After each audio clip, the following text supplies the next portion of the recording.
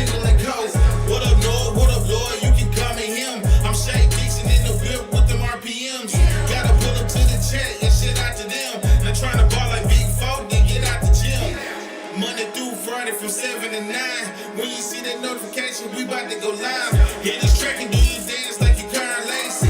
Run it back the time Matthew to the house, baby. It's Tingle and go. From 7 to 9, come keep with the show. It's a new era. Let's get it, let's go. From 7 to 9, it's Tingle and go.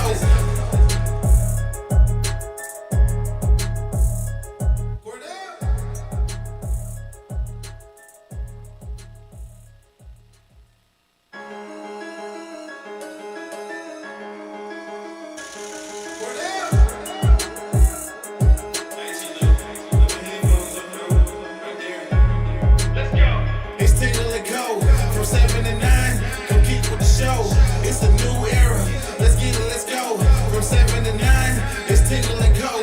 What up, Lord? What up, Lord? You can call me him. I'm Shay Dixon in the whip with them RPMs.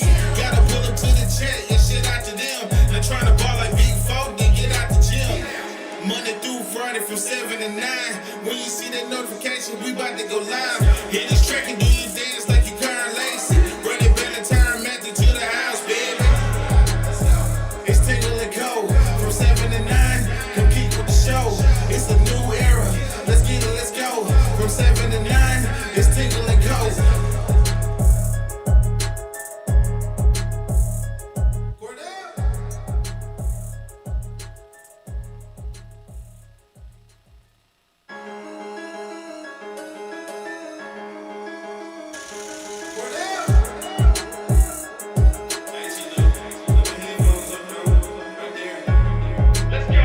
It's Tingle and go. From 7 to 9, come keep with the show. It's a new era. Let's get it, let's go. From 7 to 9, it's Tingle and go. What up, Lord? What up, Lord? You can call me him. I'm Shay Dixon in the whip with them RPMs. Gotta pull up to the chat and shit out to them. Now trying to ball like Big Four, then get out the gym. Monday through Friday from 7 to 9. When you see that notification, we about to go live. Hit this track and do you dance like you Karen Lacey. Run it back the time Matthew to the house, baby. It's Tingle and go. From 7 to 9, come keep with the show. It's a new era. Let's get it, let's go. From 7 to 9, it's Tingle and go.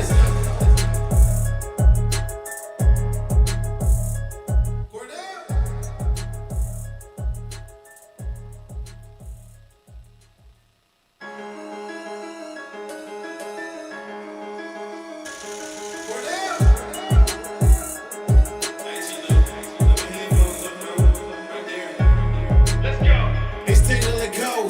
From 7 to 9, come keep with the show. It's a new era. Let's get it, let's go. From 7 to 9, it's Tingle and go. What up, Lord? What up, Lord? You can call me him. I'm Shay Dixon in the whip with them RPMs. Gotta pull up to the chat and shit out to them. Now trying to ball like Big Four, then get out the gym. Monday through Friday from 7 to 9. When you see that notification, we about to go live. Hit this track and do you dance like you Karen Lacey. Run it back the time Matthew to the house, baby.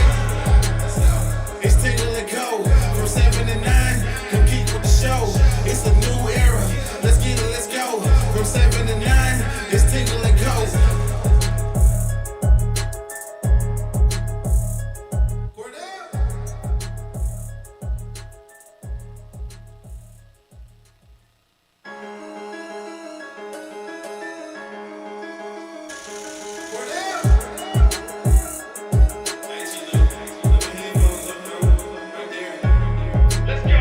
It's Tingle and go.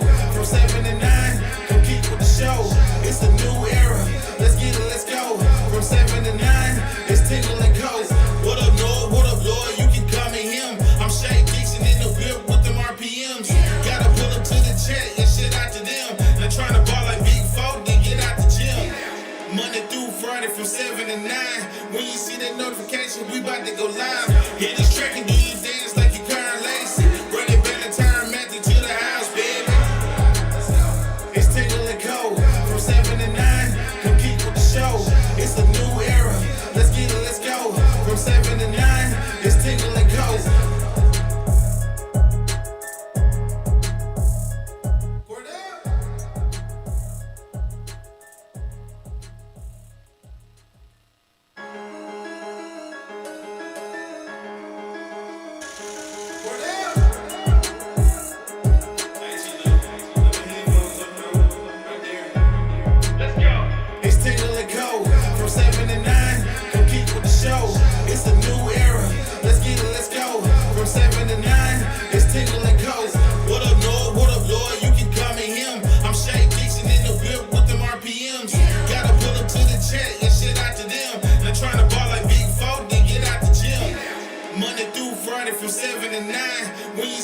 notification, we about to go live. Hit this track and do you dance like you Karen Lacey. Run it back the time, Matthew to the house, baby. It's Tingle and Co. From 7 to 9. Come keep with the show. It's a new era. Let's get it, let's go. From 7 to 9. It's Tingle and Co.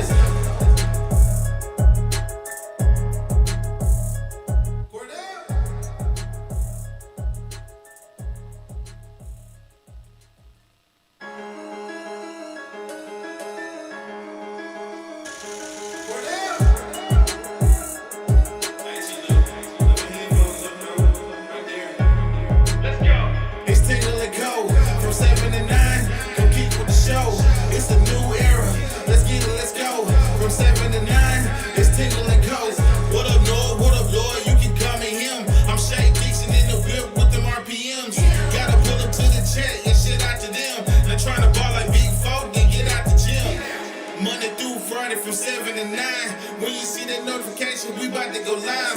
Hit this track and do you dance like you Karen Lacey. Run it back the time, Matthew to the house, baby. It's Tingle and Co. From 7 to 9, come keep with the show. It's a new era. Let's get it, let's go. From 7 to 9, it's Tingle and Co.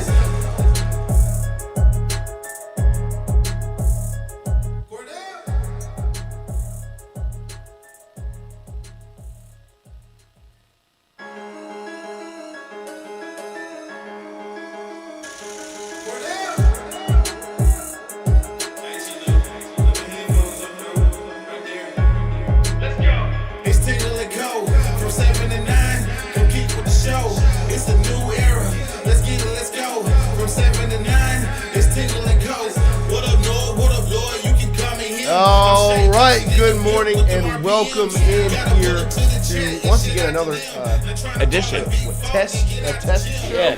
Yep.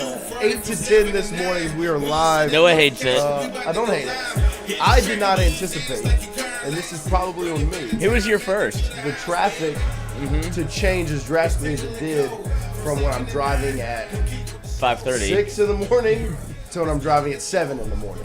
When I'm driving for like the switch between 6 and 7. Right, Christian? Wow. Welcome back, Christian. Welcome back, Christian. It takes the fun out of it when you walk them into it like that. Really? I've noticed. No, it's good. Oh, yeah. I think it's the way we fight it. Well, I know, like, I think about it so much so that I don't say it. So then I'm like, but it's funny, so I'm going to work it in. But I prefer it when it's a surprise. Like when you said that your spot was your Spotify age was 67. Nice. I was like, wait, how old? It's a great Spotify age. There you go, he did it. I prefer 69. But yeah, I wasn't I'm too anticipating the young. traffic. So my instant reaction just from the Hey, drive frustration. was like, no, we're going They're back going to 7. back. My drive changes from 30 to 40/45 minutes. Jobs went. Oh. But we're still going to see how the show goes. Because what if we move it back farther? Because if it goes well, then we'll be fine. And then obviously with the lyrics to the intro music, Cordell might have to be 8 to 10. contracted out Yeah. for another song. We'll see. But we appreciate everybody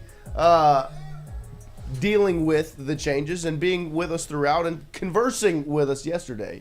I really appreciate it. I saw fun. Glimmer leave a comment under yesterday's show where he said, let me pull it up here. Glimmer Fredette. I hate the way they don't all the. He said, "Great show. Appreciate we got the extra time discussing the later start, etc." And I appreciate that you all were very open and honest and a part of the conversation with us because y'all are the important piece. The vox populi, as it were. Yes, Yes. that's how it works. Amenable to change. We are just we're controlled by you, Right. By the viewers. If you want The us to viewers go let from us 4 to know. 6 a.m., We'll we do do it. it. Pawns of the viewers. That's Yes, right. That's all we are. We're a You tell us to dance and we'll dance. yes. We're a vehicle for content for you. That's it. We drive. We're Uber. That's it. Should have made content at lunch yesterday post show. Ooh. He's gonna keep pushing this. It Nope. was fun lunch. That's what I'm saying. Yeah. I'm telling you. City pork nachos. And Pork. yesterday was a food show.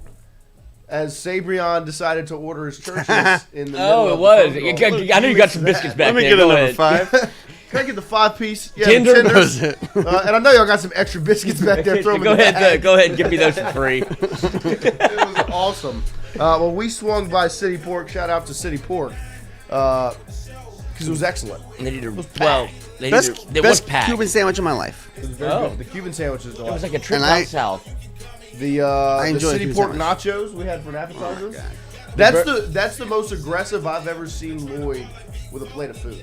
Yeah, got in there. He's usually very laid back around food. He's not in a rush to eat it. I was surprised at how they had portioned everything out, so it just became, this is the only way to do it. Right. So we just got in there with our hands. That's how you do it. Tucked it And then away. they need to rewrite the menu about how the burger is described, because that was You boring. got confused. No, I did not. I You was, did. Everyone else No. understood Okay. it. No, I don't think so. I knew very clearly what you had ordered. I didn't want that. You got a burger No. with brisket on it. And I not thought it Which is a was- luxury for most people. Not a brisket burger. Right, I thought they Right. were running it through the meat Right. machine I understand. and blended it together. I could no. I see. I see that your. But vision. I will do it myself. I The see Cuban your- sandwich was a cum show, though. Yeah, that's what I should have gotten. Because the Cuban did the bread. John Quav asked, "Did This Lloyd bread. show up early?" Lloyd was here on time. He Before anyone. He did. He got here before me due to the traffic. See? Well, I so- did beat you, but Yeah, that's okay. Christian was here. Yeah. Well, you've had 4 days off, so. He's been resting up the whole Or time. like- yeah, you've always more like been rested. 12. Yeah. Good to see you, though. Pass all your finals. I did well. Yeah. Good. You're Didn't taking seem a, honest. and you're taking a winner I did. class. I got 2 A's and B pluses. So And you're taking a winner class. yeah, What class is this? leadership. Go. You need it. Yeah. You have it. Pay attention. I read yeah, the book if you already, need so- help.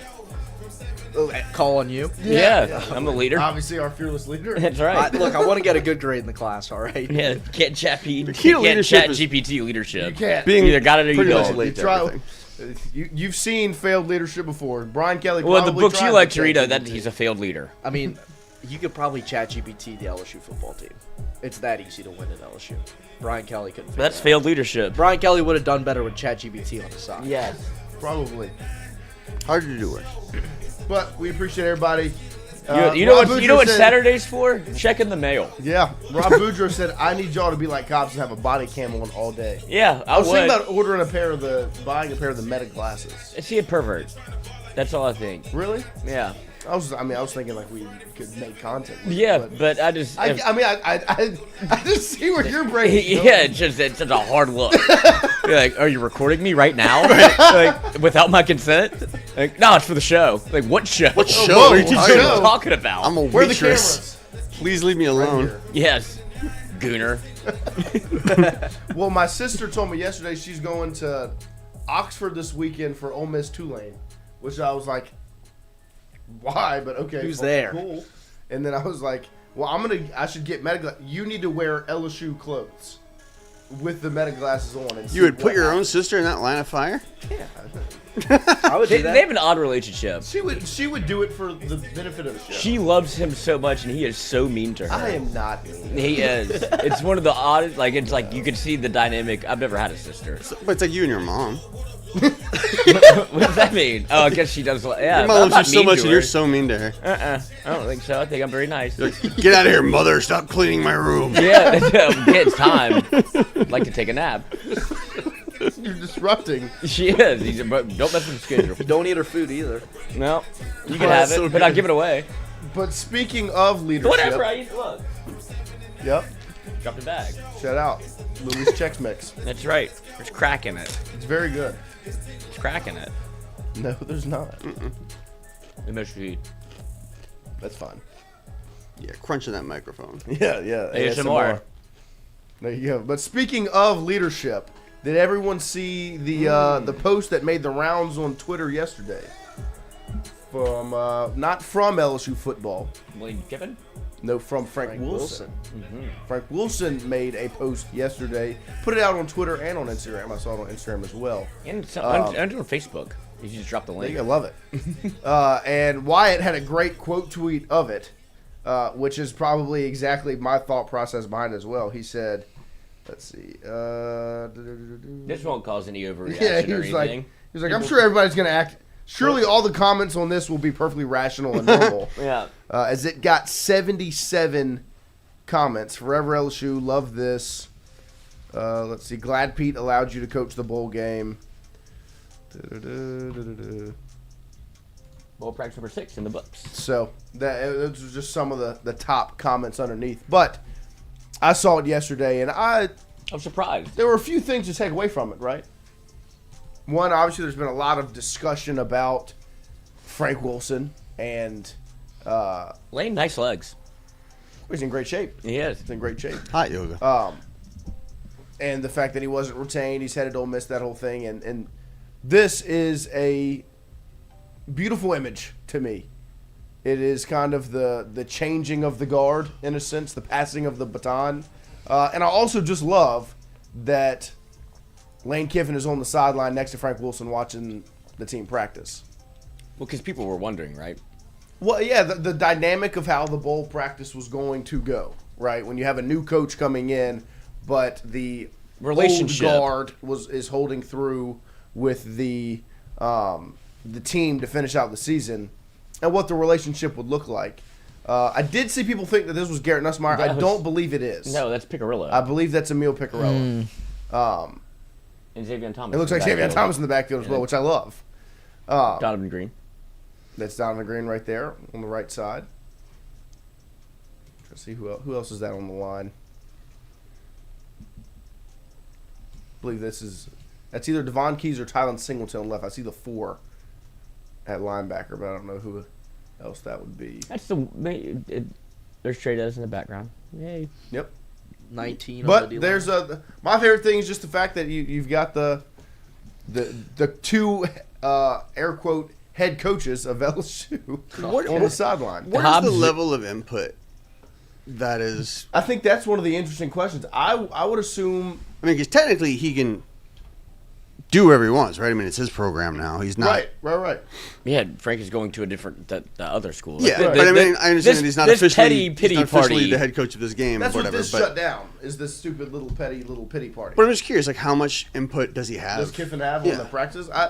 I don't think, in true honesty, I mean, I think there are some things. I think he's got things circled that he wants to see, and he's probably elaborated that. But I do think this is kind of a Yeah, do your Yeah, thing. hands-off Hands off. thing. Okay. You know what I mean? That's kinda Like what I this- figured, but- Right. Like this is not. It's not his team. Yeah. You know, like LSU is his program. I wouldn't want to be associated That with team this is not team his either. team. But he is for sure out there scouting guys. But he's checking saying, it out. I mean, there are guys that you're This is that are so- going to be on this roster next year. Of Also- course, defensively, but some offensively. as guys well. that maybe are on the fence, and Right. he's out there saying, Watch 'em. You meet my criteria, I'm gonna go a little bit harder after Every you." day's a tryout. Yeah, I bet the practices are a bit spirited because of that. honestly. Yeah, no, I mean like 'Cause that's you're competing for 2 rosters. Like, does he want to take me to Ole Miss? Which or again makes stay at LSU? Yeah. the Kern thing more interesting, right? Because if we know he's actually been out here and he's been watching bowl prep and stuff like that, maybe it is a thing where it's I don't know. It's just and it the adds a wrinkle, conversations doesn't can it? Also be from what I've watched, I think you're worth me and Billy Glasscock think you're worth this amount of money, which is this much less than what you were making, and there could be disagreements on NIL. Like that's the other thing where it could be like, we have you slotted for this amount, And Arkansas and says they'll and go Arkansas over actually that. will pay this much, you know, and that's how much I think I'm worth, so I'm going to go there. Those types of conversations, I'm sure, will continue to go on. But I loved seeing Lane Kiffin on the sideline. This image, him and Frank, shoulder to shoulder, watch them practice. That's definitely the second team offense on the field because I see the first team offense right there on Lane's left side. There's Trades. With Trades, Van Buren, and I'll try to see who else is in that group. But what are the expectations for the bowl game? What do you None, guys? 0. Nothing. Nothing. That's Fun. what I mean. Let's Yeah. have some fun. Yeah, For it to be in Texas, Yeah, that will happen. that's a good expectation.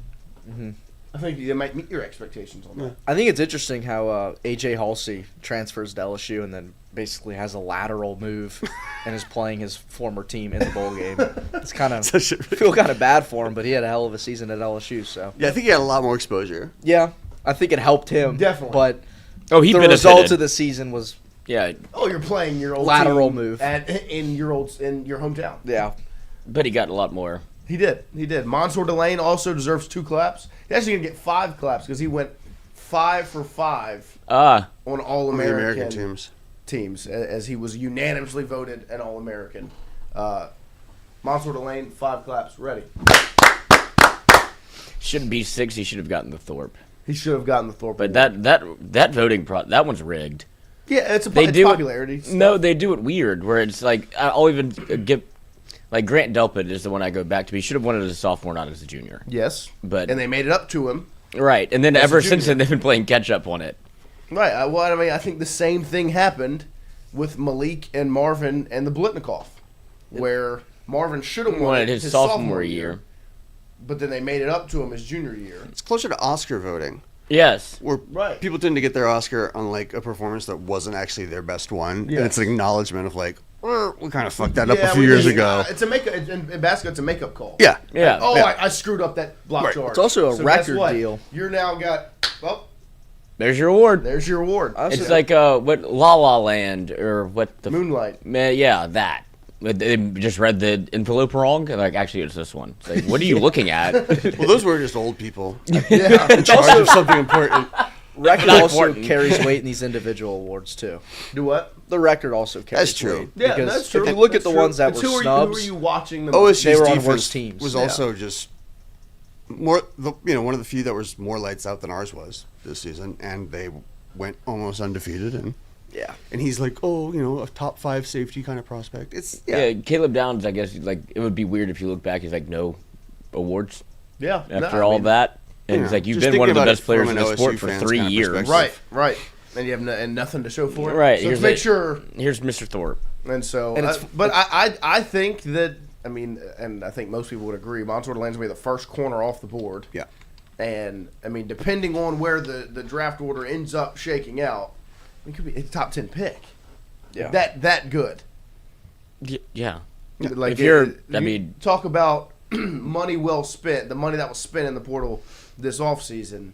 I mean, probably one of the more expensive pieces you paid for was Monsoor Delane, and it was worth every penny. Well, and for him, it worked out. That's why he said literally said this why I came Right. to LSU was for this, because look at the branding that you got around him, where it's every social media graphic, it's all of the stats that come out after the coverage of the team. Like, did you know anything about Monsoor Delane before he came to LSU? No. Like, the Virginia Tech just didn't do anything with No, him. he came in and everyone's like, hey, good player, but you had no evidence of And our guy from Virginia Tech said, "Oh, he's awesome. Like he's a great football player." And we're like, "Oh, sick. You're cool. Can't wait to see." Sounds like Yeah, fun. yeah, prove it. And then I get to the spring game. Like, good and I for was Virginia like, Tech or right? And No? so I No, got to good the for spring- LSU. I got to the spring game and I was like, okay, well, 4 is definitely one of the corners. I was like, he's just different than the rest of the bunch. And then you watch through fall camp and into the season, you're like, that DBU. spot is okay over there. yeah, no, I mean, well, that is solidified. You've got cornerback 1 set in stone. Congratulations to him for the honors that he's received. But thank you, Monsoor, truly. It'll also be interesting when we look back at who we projected to be our impact players and who took him. Yeah, it will be. That would be really interesting. That would be something we do next week. wonder Next who that week was. I forgot about that. Next week will likely be a short week of shows with the Christmas holiday. So on those couple of days, we will take a look back at our preseason grades Ugh. and our non-quarterback impact teams that we all 4 chose. So we'll take a look at all of those things. We'll regrade.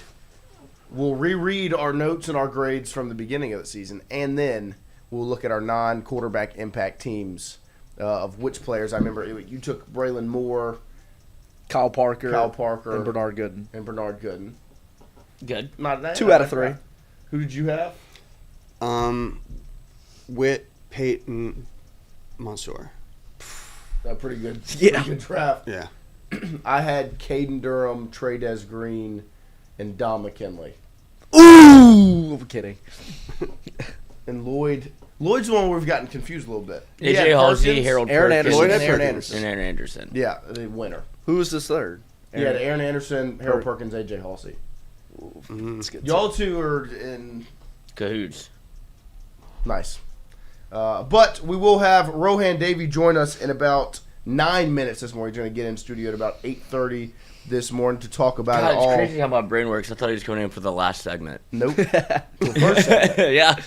as the LSU football offseason is fully underway. We'll have a bowl game next weekend. Then the portal will open, and we spent, an hour yesterday talking about how big that 2-week window is going to be. And then we will also get into the college football playoff, which kicks off tonight as Alabama will head to Norman, Oklahoma to face the Sooners in game number 1 of the college football playoff. The standalone game this evening, the Tide versus the Sooners. Will join us and talk about that as well as the college football playoff is here. I did see Ole Miss do some housekeeping, and they're also making sure they're very public about it. Mm-hmm. It is not. It's not. It doesn't feel forced, but it definitely feels intentional. You know what I mean? When they're putting out the posts and those sorts of things about who is staying in Oxford. It's a PR war. 100%. They're doing a PR war. They're trying to salvage. Yes, because it's in all actuality, when you actually take emotion out of it and you look back, they have lost the PR war. They couldn't have handled this with less grace and more poorly. And the bad part about these posts that they're putting out about Perkins is staying home and Will Eccles is staying in Oxford, I didn't anticipate any of the defensive players to leave. No, they're playing for their coach. Their DC is now the head coach. And so it's not really a surprise for those pieces to stick around. The surprises will be if you can get offensive pieces to stay in Oxford. Because that whole staff is in Baton Rouge. And so you can do everything you can from a PR standpoint to make it look good. 100%. And this should be a good weekend for PR for Ole Miss if they handle business at 2:30 p.m. on Saturday. With an inaugural wristband light show at 2:30 in the afternoon. All right, let's not shit on this too hard because LSU advertised the same thing. Well, we did it for a night game. It was a night It's game. a night game. Yeah, well, we're still advertising light shows. Point still stands. It's a light show. Uh-huh. If you want to see a light show, You go don't like all to the the Lafreniere Park in New Orleans for the Christmas lights. Or go to, around a clippity clop. Yeah, or go to, I don't know what they have in Baton Rouge, but They don't. The hospital. light show, I mean, Do they what are still we do doing? Al Copeland's house even though he's dead? Yes, they still do that. Well, all of his lights really do? got donated to Lafreniere Park. Okay, So if you want to see his lights, go to Lafreniere Park. Wow, you know But all this about should Christmas be all about We used to go see holiday lighting. all about holiday That's where the lights are in Baton lighting. Rouge. Great plug. You need one. But it should be a good weekend for Ole Miss, you would assume, right?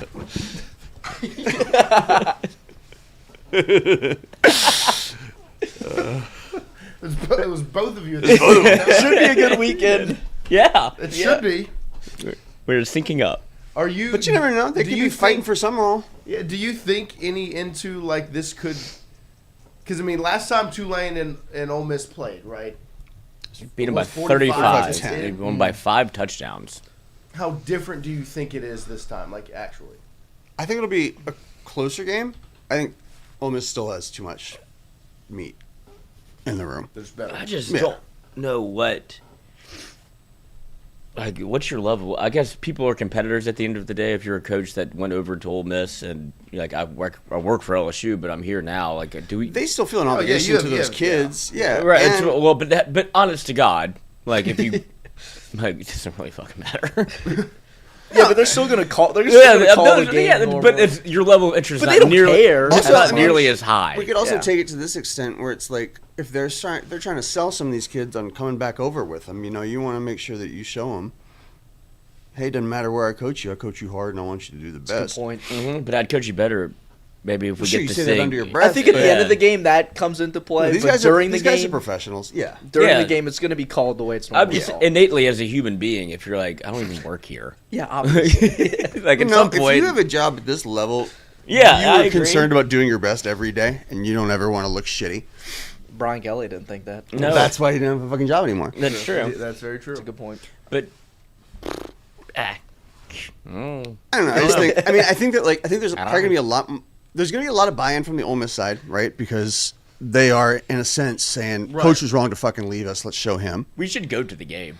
But then Tulane, at the same time, they're saying, Summerall did the right thing. He handled it the right way. Right. He's sticking around because he believes in us and he wants to see us through. Let's make it worth his while and give him a good farewell. So I mean, like you could argue that there's the internal psychological motivating factors are interesting. I think it'll be closer, but yeah, I think Ole Miss is. Yeah, I think it'll be fun to watch. Speaking they're of, missing one key part. yeah, they're missing the head coach. Calls and, plays. and I would say, That's what are the, speaking of from a PR standpoint, what are the positive PR viewpoints that could come out of this for LSU? If Ole Miss goes out there and dominates, right, it will be spun from that side and maybe from the national perspective, just to make sure we prepare ourselves.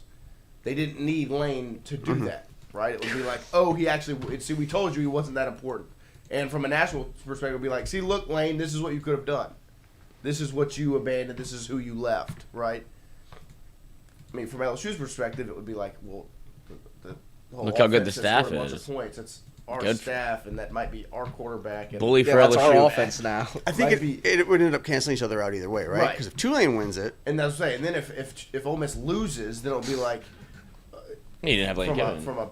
it would be real positive for LSU. Where it's like, see how important our coach was, see your ability to get the job done, and also look But at the also team it'd be our like- defensive coordinator turned down to be the head coach of. Right, and then also like it would be like, look, well then maybe there could be a negative spin from the LSU perspective of like, oh no, our offensive staff, Yeah, how good is this Not staff? so good. They didn't look that How good. Well, good then is you that, just really? go, oh, but you have Lane. Yeah, but you have Lane. That would be the answer to it all. You want a 48 Look, they're even 45 doing the hospital shootout thing. in terms of breaking Tulane's way. That's Right. what you want. They're making a push to keep this man. They are. Good luck. I mean, that would be the biggest PR win of all this for Ole Miss would be if he gets the waiver, he stays in Oxford. That would be their big win. I mean, this is 3 straight posts. Well, yeah, I mean, he's their. Yeah, That's what any team would do. That's that would be their. Well, I big think win. they're very aware of what his strategy is. They heard his comments. Yeah. They heard the same thing we heard, Yeah. which was he is going to leave unless you do something that makes it impossible to do so. And I just Like I say Dominic Health It's pretty I wild. just He's at don't Ole know- Miss getting AT&T commercials, right. I just don't. for the hitting the portal. Yeah. and then ends up. And I just don't know what could Ole Miss do to even keep him there. Because if I'm him, I'm saying I know who I owe my success to. Yeah, I mean, this is one guy that got me here. Yeah, I don't want to play for a defensive-minded head coach when I could play for an offense that literally changed Right. my life. Oh, there was an interesting question that was asked to me on the radio show yesterday, which was looking at that game next season, as exciting as it already is going to be and the excitement around it, think about how many of the players that were in an Ole Miss uniform this season that are going to be in an LSU uniform next season, and potentially LSU players that were in an LSU uniform this season that could follow Frank and be on the Ole Miss roster next. Right. Like, not only are you going to have coaching staffs that are opposing and front offices that have swapped, you could have a player swap. Like with the portal, very well could have team swap. This is going to be a very incestuous situation. It is very interesting, and that it makes that game on September 19th next season even more intriguing. To be like, well, actually, that guy was on LSU's roster a year ago, and that guy was on Ole Miss's roster a year ago. It's like Sage Ryan on steroids. Yeah, the most we thought likely- it was odd watching Deshaun Womack sack Garrett Nussmeier this season. We'll just wait till Trinidad Chambliss throws a pass to Kawan Lacey and then to Kawan Lacey, who jukes out, I don't know, somebody that could have been one else. or Harlem Berry gets in the end zone and Kawan Lacey gets in the end zone, but they're both playing for the opposing opposite teams. It could be very, very interesting to witness next season. But we should have With Rohan. Frank Wilson on the sideline for Ole Miss and Lane Kiffin on the sideline for LSU. Right. It is It's dumb, actually. It's fucking bizarre. Like world. looking like Yeah. that picture of Frank and Lane standing next to each other. You see an Ole Miss you see an Ole Miss coach and an LSU coach. Yep. As long as we don't flip flop baseball coaches, I'm okay with Yeah, it. yeah. Some things are Of course. sacred. Yeah. Let's not joke about that. Yeah, don't play about baseball. That's for sure. Well, you could have had there. I mean, that was Yeah, that's who they were could going have. to get, right? Yeah, you could old Bianca. Mike Bianco, who went to LSU, played catcher, won a national championship. I have a buddy from high school that's an Ole Miss fan. How'd that and happen? He was just born and raised. a Hotty Rebel. toddy. He came to Oh. watch our basketball game the other night. he gets out of the stands and he goes, "Thanks for Frank." No. And I was like, "Wait, what?" This is before I knew about No. it because I had been coaching, so I hadn't checked my phone. And so I was like, looked at him. He was like, "Frank said Ole Miss." I was like, "Wait, what?" Hold on, let me check my phone. Now I gotta check my phone. And I checked my phone, and there it was. The funniest thing was we had found out, and then I was just waiting for one person who I knew would care very Of deeply. course. And it didn't happen overnight. Big and I was bro. like, well, I'm not going to tell him. I'm going to let him find out on his own. 7:18 a.m. Fuck off. Like, what? Toki Doki says LSU and Ole Miss stand there like the Spider-Man meme at this point. It is Yeah. crazy. The way it's all kind of played out. But it was interesting to me to see those posts put out by the Ole Miss football Twitter page. Are we Tom Holland or announcing who LSU? Yeah, which one's which? LSU would be Tobey Maguire. Yeah, I think so. Yeah, I guess so. Tom Holland movies are better. Ah, They feel more like Spider-Man, I feel like. Yeah. They're more like he's a more teenage Peter athletic. Parker. Can we be the PS5 video games? Those are sick. Ooh, we're Miles Morales, yeah. Yeah. Fuck that. Those are fun. Yeah. Those movies are good, too. Oh, Yeah, let's No take all row that. this We'll do morning. the video games No, and the truck Spider-Verse. problems. Yeah. nope. Breaking. Frank Wilson called and asked me to come by this morning. I'm still here with him at practice. Oh, well, I mean, that's, Checking out yeah, practice, that's more Good. important. No, saying no worries. Yeah, Glad you're there. Or just answer the phone. Let's talk to Frank. FaceTime us. Yeah. Video call. But it's I love when I hear that Rowe and the other player, the older. I don't The think old that'll guard. change, right? No. I think that's kind of knowing Lane and kind of who he is. He wants He that. would love that. Yeah. You know what I mean? Like to be able to he would take a picture and post it on his Twitter of Leonard Fournette watching. We'll probably practice. see Rowe. Right. Speaking of Leonard Fournette, this made me happy yesterday. He went to bat for his guy. And I saw a lot of people kind of pushing back, and it's like, this is one of those times where if this man speaks, you just kind of listen and you just... Well, then Got it, Lane, Lenny, and we'll Lane move to forward. retweeting Leonard Fournette's game against Ole Miss Yeah, was top tier. Like, that's... legendary. Yes, that game was insane. Don't I let mean, Fournette get going. Well, What too was late. How many? What do you have? 15 carries? Yeah, he scored, what, He had 3 15 touchdowns? carries, like 300 yards and It 3 was, touchdowns. it was It awesome. was unstoppable. And then Unstoppable. Geist did it the next year. Yes, he did. No, I mean that's the thing. LSU's been beating up on Ole Miss for decades. 16 carries for 284 and 3 touchdowns. Yeah, I mean, what's how many yards did that carry? That's good math. 16 for 284. 284 divided by 16 is what 20? he had almost 20 a pop. Yes, 17.75. Sheesh. Danny Etling efficient, 19 of 28 for 204. Well, I mean, it's pretty easy to play quarterback when you have that back there. I mean, So you don't want me to throw it? you don't have to do much. 28 sounds like a lot of attempts. We could have just really should have handed it off more. Right, the fact that he threw that much more than Yeah, he Fournette ran it, it's kind of wild. Yeah. I did see bad game plan.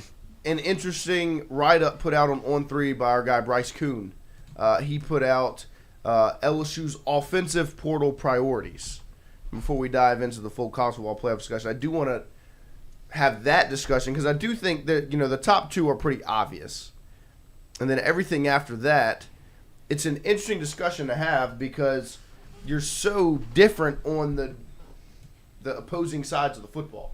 Defensively, you're actually really confident in the roster you have. You expect to retain the majority of that roster because you're holding on to your coaches. But I do still think they're going to add portal pieces. You still have to. Yeah. 100%. There will still be, whether it's a safety, maybe a linebacker. I definitely think on the defensive line will be a priority over there. But really, when you look at this portal opening, you're looking at one side of the football. Like, you're looking at who are they going to bring on offense. Because really, right now, you look at the wide receiver room. Took a hit. There's not much in there right now, especially proven talent. You have Kyle Parker, potentially Nick Anderson, maybe. And then there's just young guys. There's Teron Francis. There's Phillip Wright. You have those younger pieces that are still in there. You're obviously bringing in a Jabari Mack and not a Kenny Darby. He's going to Kentucky. A Braden Allen. You're bringing in some of these pieces that are younger. You don't have proven pieces, so you're going to want to go get proven wide receivers out of the portal. Running back. the most intriguing portal position to me because you have no idea what it's going to look like. No clue.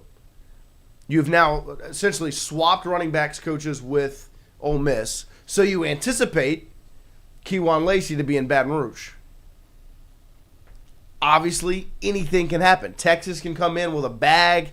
You know, Miami could come in with a bag. You don't know where this could end up. I would say the likelihood would be he follows his running backs coach to Baton Rouge. Well, and then you look at Harlem Berry, Caden Durham. Those are the only two guys left in this room for LSU, with Jackson and Johnson planning to enter the portal. What's the likelihood of those guys staying with Frank Wilson leaving, right? What's the likelihood of Caden Durham sticking around in Baton Rouge with his running backs coach in Oxford, you know, and I'm sure his hometown be calling and Oklahoma reaching out and Harlem Berry, that it's going to be open market on the number one running back in last year's class that had a very, very good and promising freshman season. Frank Wilson's going to be calling in Oxford. Florida's going to call. Texas is going to call. Oregon, USC, Alabama. I mean, every school in America is going to want to reach out to Harlem Berry. And so LSU could have to end up bringing in, 3 backs through the portal?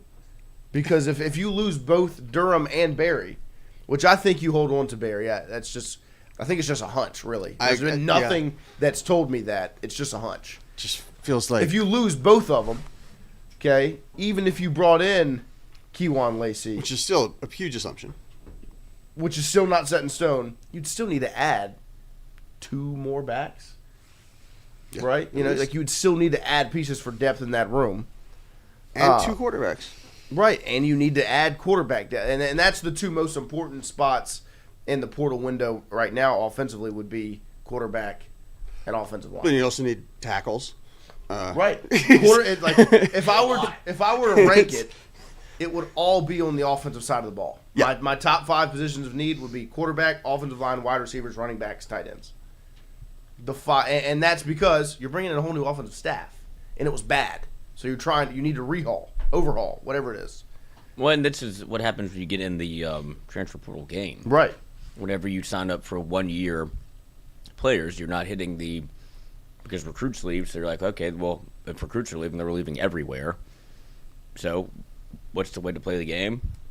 All right, when everybody hits the portal, we'll go pay for the players that are proven. Right. That you can tell what they've done as opposed to waiting 2 years to see what a recruit can do. And LSU is like they leave or they stay, which is fine.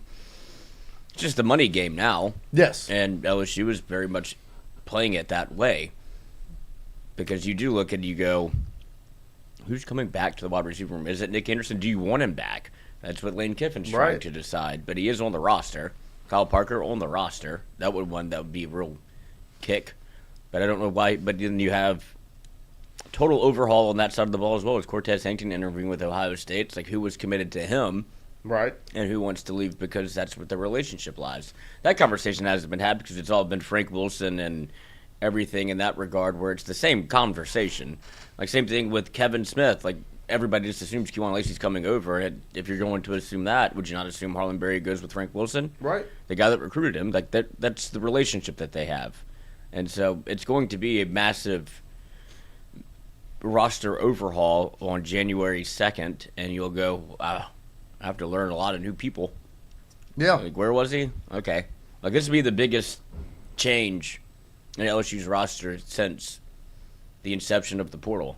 And that's saying something considering you've already done this with a head coach. Yeah, I mean, you literally in 2022, that season, I mean, but still, like, with that team, like, I think back to it. They kept a little bit more than you would. It wasn't as much of an overhaul as. What the portal felt so new. I don't right, think people really it was, knew what to do. And it was, but you held on to, like, your receivers that you're Jeray Jenkins, Malik Neighbors, Brian Thomas, Kayshawn Booth, like, and all of those guys. Like, you added a Kyron Lacey, but those other 4 guys were already on the roster. But that's what the portal was, right? It was people like Kyron Lacey going from UL to LSU. Right. It wasn't Malik Neighbors from LSU to Ole Miss or Alabama or wherever. But that's what it is now. Like, the game has changed in totality of It's oh, less, you could go wherever you want and you like- get paid to do it. It's no longer a secret. It's not less like farm school call-ups is almost kind of Right. how it felt before. Yeah. You know. You got to re-sign players. Yeah, now you got to. And you're announcing that as well. What? You saw A&M put that out? The lot of- re-signing A of lot of Mario teams are doing Craver? it. Yeah, I Well, saw USC. USC. Right. USC re-signed Jakeem Stewart. Norris re-signed, right? I mean, Right. I guess I'll re-sign with Tingle and but go like next year. putting the Same deal. yeah. Putting the graphic little bit more. out that A&M did, like it's a graphic that they've put together, obviously worked very hard on. Mario Craver, Texas A&M football, staying home, contract extension, the highest paid wide receiver in Texas A&M history. I mean, want that out? There's like a 2-year history of like paying wide receivers. Like too. they have was making up they awards. went all in on this graphic. Like it says contract extension, the highest paid wide receiver. Speedy Noyle under in the Texas table, A&M second highest history. paid A&M wide receiver ever. for like asterisk acknowledged. Yeah.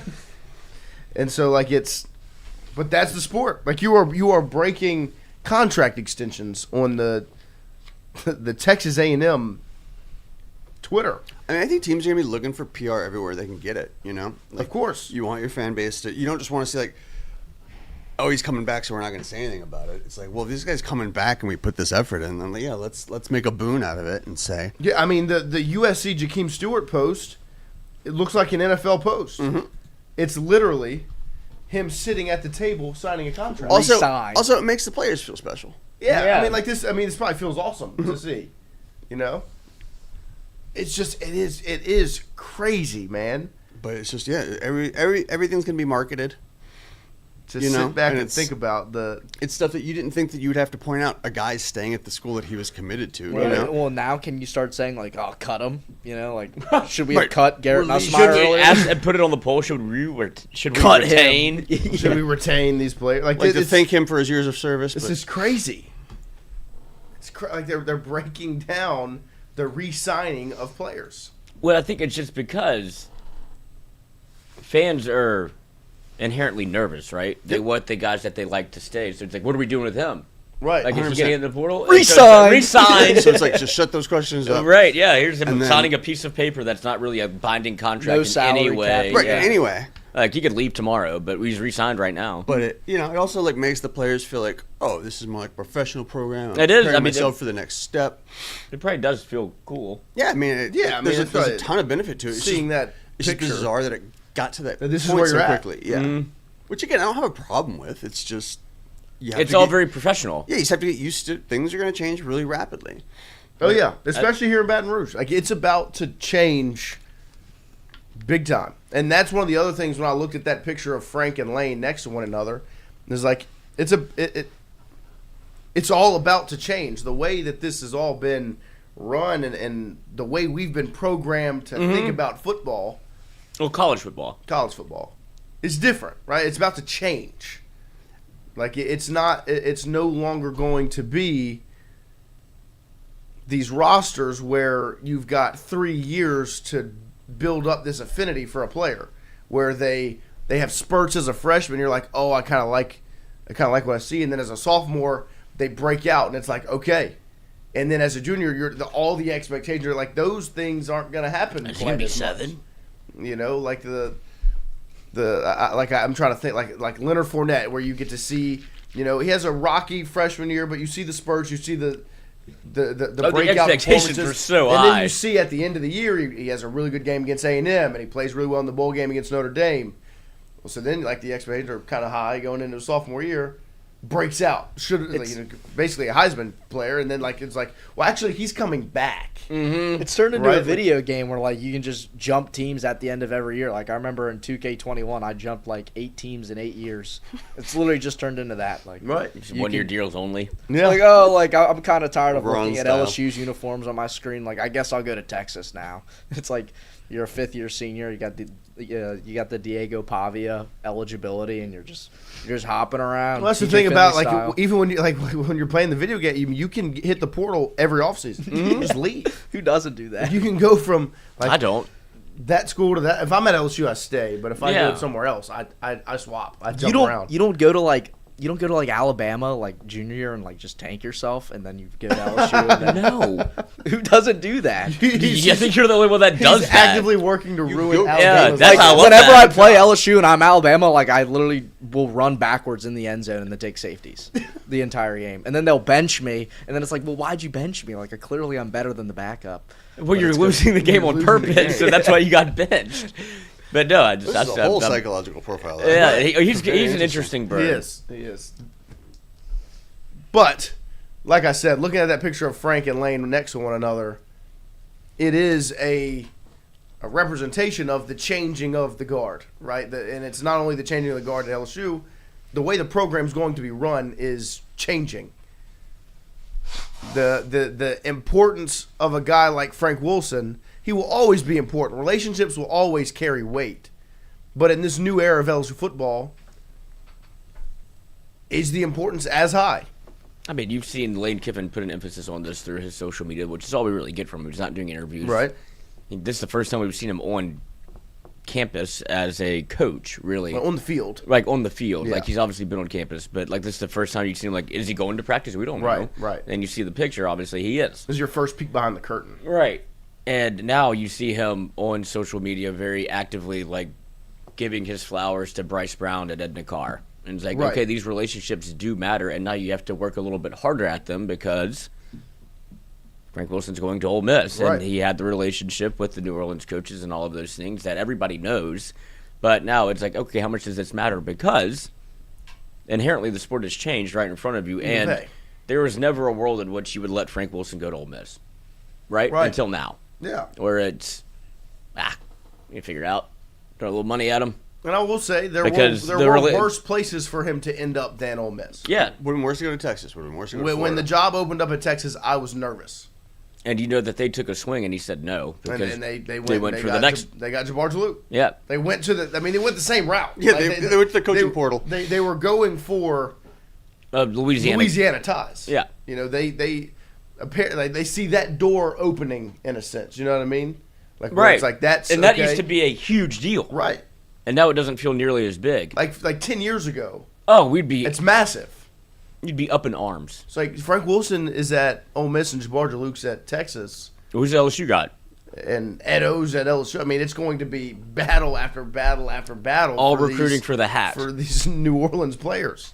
Now it's You know, Jakeem Stewart you can move mountains for. Right. And I think that's the biggest test case for why, and the bag drops. yeah, you can validate kind of Frank Wilson leaving is that there. Because in 2004, if you do all of that, where he wants to reclassify, which is not a thing, but let's Oh, it's a done deal. right, you reclassify him from St. Aug, where they won't let you graduate early. I can get you into Edna Carr, and they'll let you graduate early, and then you can sign with LSU. Right. That's the deal, or I'm other not doing schools it. Were actively trying, like they're trying to get him to IMG. They're trying to there were other places trying to get it so he could reclassify. Ed Orgeron was trying to get Adrian Peterson's dad Right. moved to prison so he could watch him play. He's like, can I get him into the prison system in California so we can watch his son play on TV? Right. They're like, Ed, no. Like, no.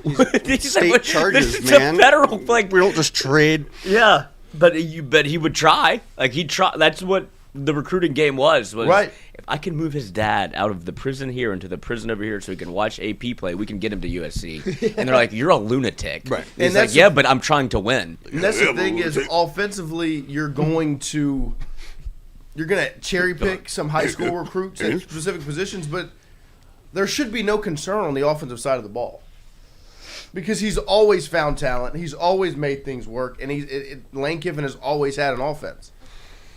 It's a little, You come to Baton Rouge and you keep Blake Baker on staff.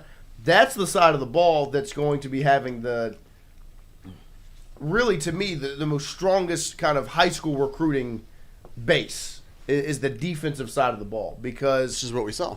and it's what you've seen where you go get the defensive line, you go get Aiden Hall from Edna Carr at safety. Like you focus on that side of the football.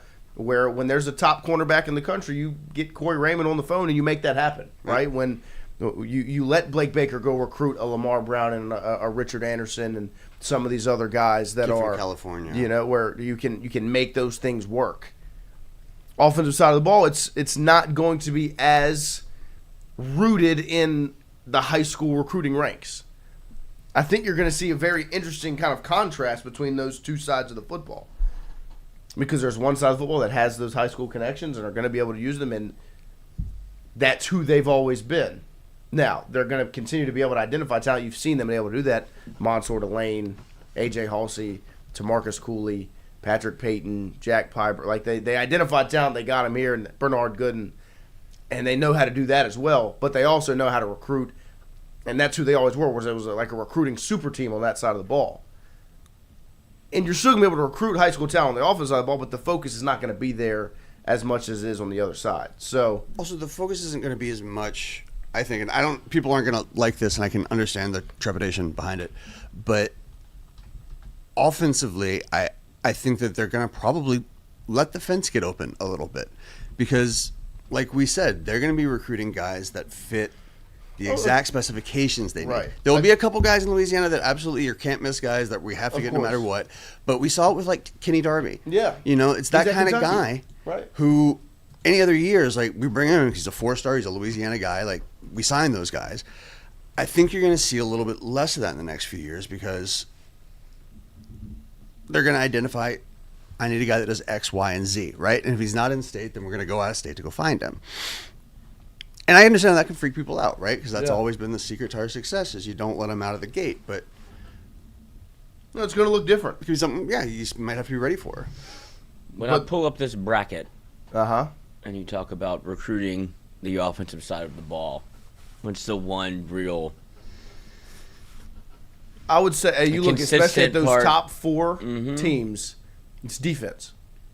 I would say that. You look at number 7, defense. Number 8, defense. Number 9, defense.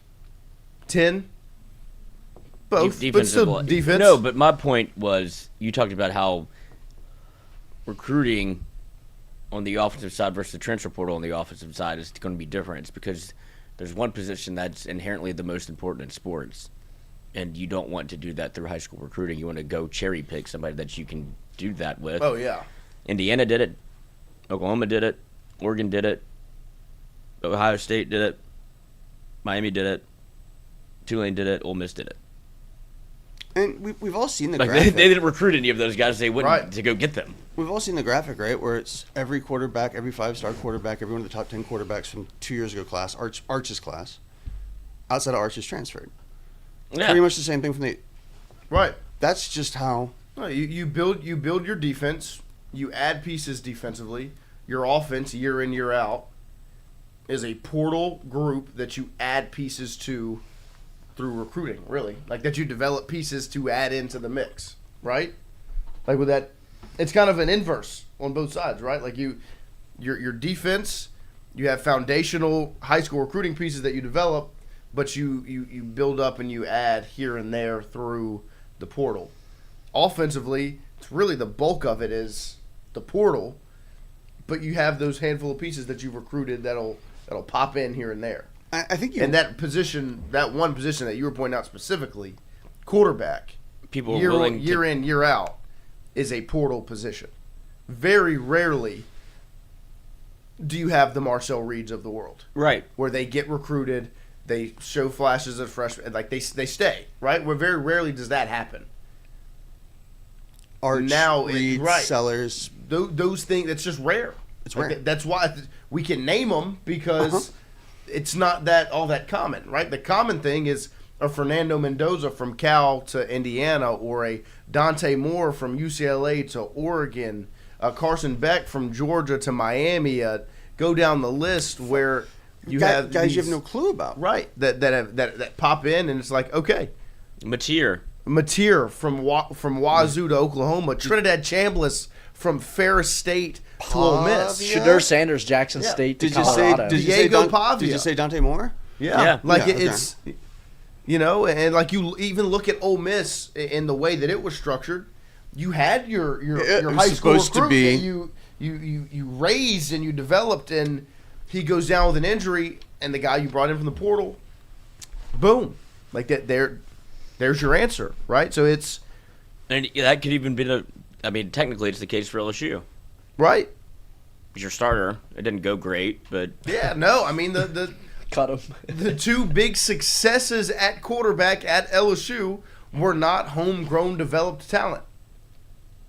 But they were guys you went out and got. Now, they spent 2 years in the system, but they weren't guys that you identified Even that seems like an outlier now. Right. That you identified as a as a high schooler and got here as a freshman and redshirted them and did the whole Jaden Daniels and Joe Burrow, that worked out. You transferred them over. They were first-year starters. They got a second year in the system, and they won the Heisman. Right? Now, they are, it's not a common occurrence, but, like, Fernando Mendoza just transferred right into Indiana and won the Heisman. Yeah, like the proof is in the pudding because first of all, the quarterbacks are going to be the hottest commodity because you need one. 100%. And now they know whoever their representation is has decided that it's open market. We're free every year. Yes. Because you need to go. First of all, you can make money doing this, and you can go to a situation in which you can win. And that, like, Fernando Mendoza's life has changed. Right. He went from Cal, where it's like, that's a fun story there in overtime. Like, what's going on over at Cal? And then it became Fernando Mendoza is on college game day and winning the Heisman Trophy with Signetti. And, like, that's all we know about. Like, I didn't even know who that was. And now he's a Heisman Trophy winner. Everybody fell in love with him. Now he's going to be the first overall pick. Right. This is the weakest Heisman class in, like, forever. It was. It is. But it still happened.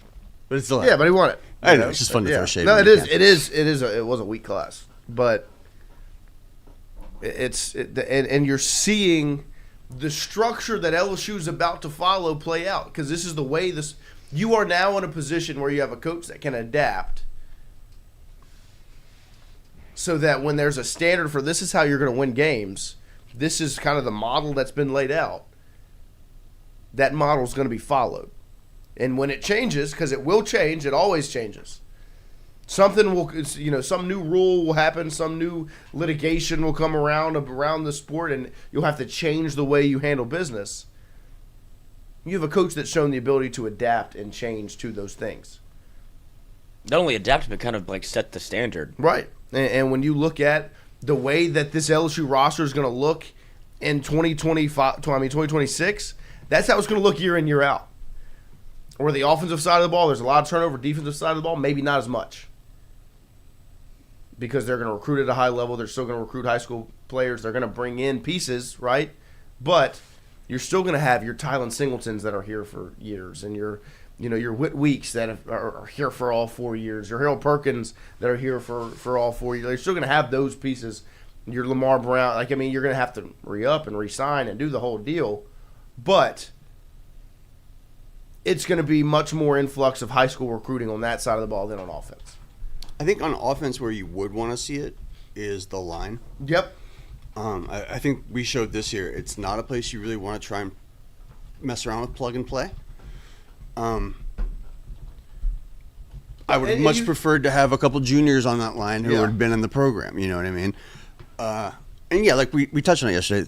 A couple things just kind of went wrong, and guys made decisions that weren't necessarily expected. But I don't think that you can do that at every position every year and expect success, right? There is a certain amount of consistency that you do need in terms of, I don't know, the areas of all that really need to mesh. You can bring in a quarterback and put him in as long as you've got A system. Something in front of him, you know what I mean? And, a couple guys in the running back room that, operate the way you need them to operate, and a couple guys that will block downfield in terms of wide receivers or whatever it is that's called for. So, to say that it's fine having 8 new guys every year out of the portal, I don't think is a sustainable means of success. Not on the offensive line. But Well, no, those are like not the sexual positions, like the sexy ones where it's like yeah, that's right. offensive yeah, line. skill It's like positions you you recruit play and those, play. they'll stay. But you just saw Karius Kern leave, and I'm waiting to see. I'm interested to see when it does go just a full on NFL model. Like I need to get an edge rusher, I need a left tackle, and a quarterback. Yep. And it's like I will pay whatever it takes to be able to have people that can change the game, not the glorified position of there's so many wide receivers in the portal, there's running backs in the portal. It's like we can find those. It becomes like who's your stalwart left tackle that you can get for a year? Who's your defensive end that's like, can you get Myles Garrett out the portal? That'll change your season. Like get a quarterback, a left tackle, and a defensive end, and then go run.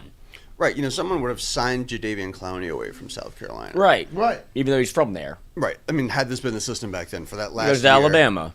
Yeah.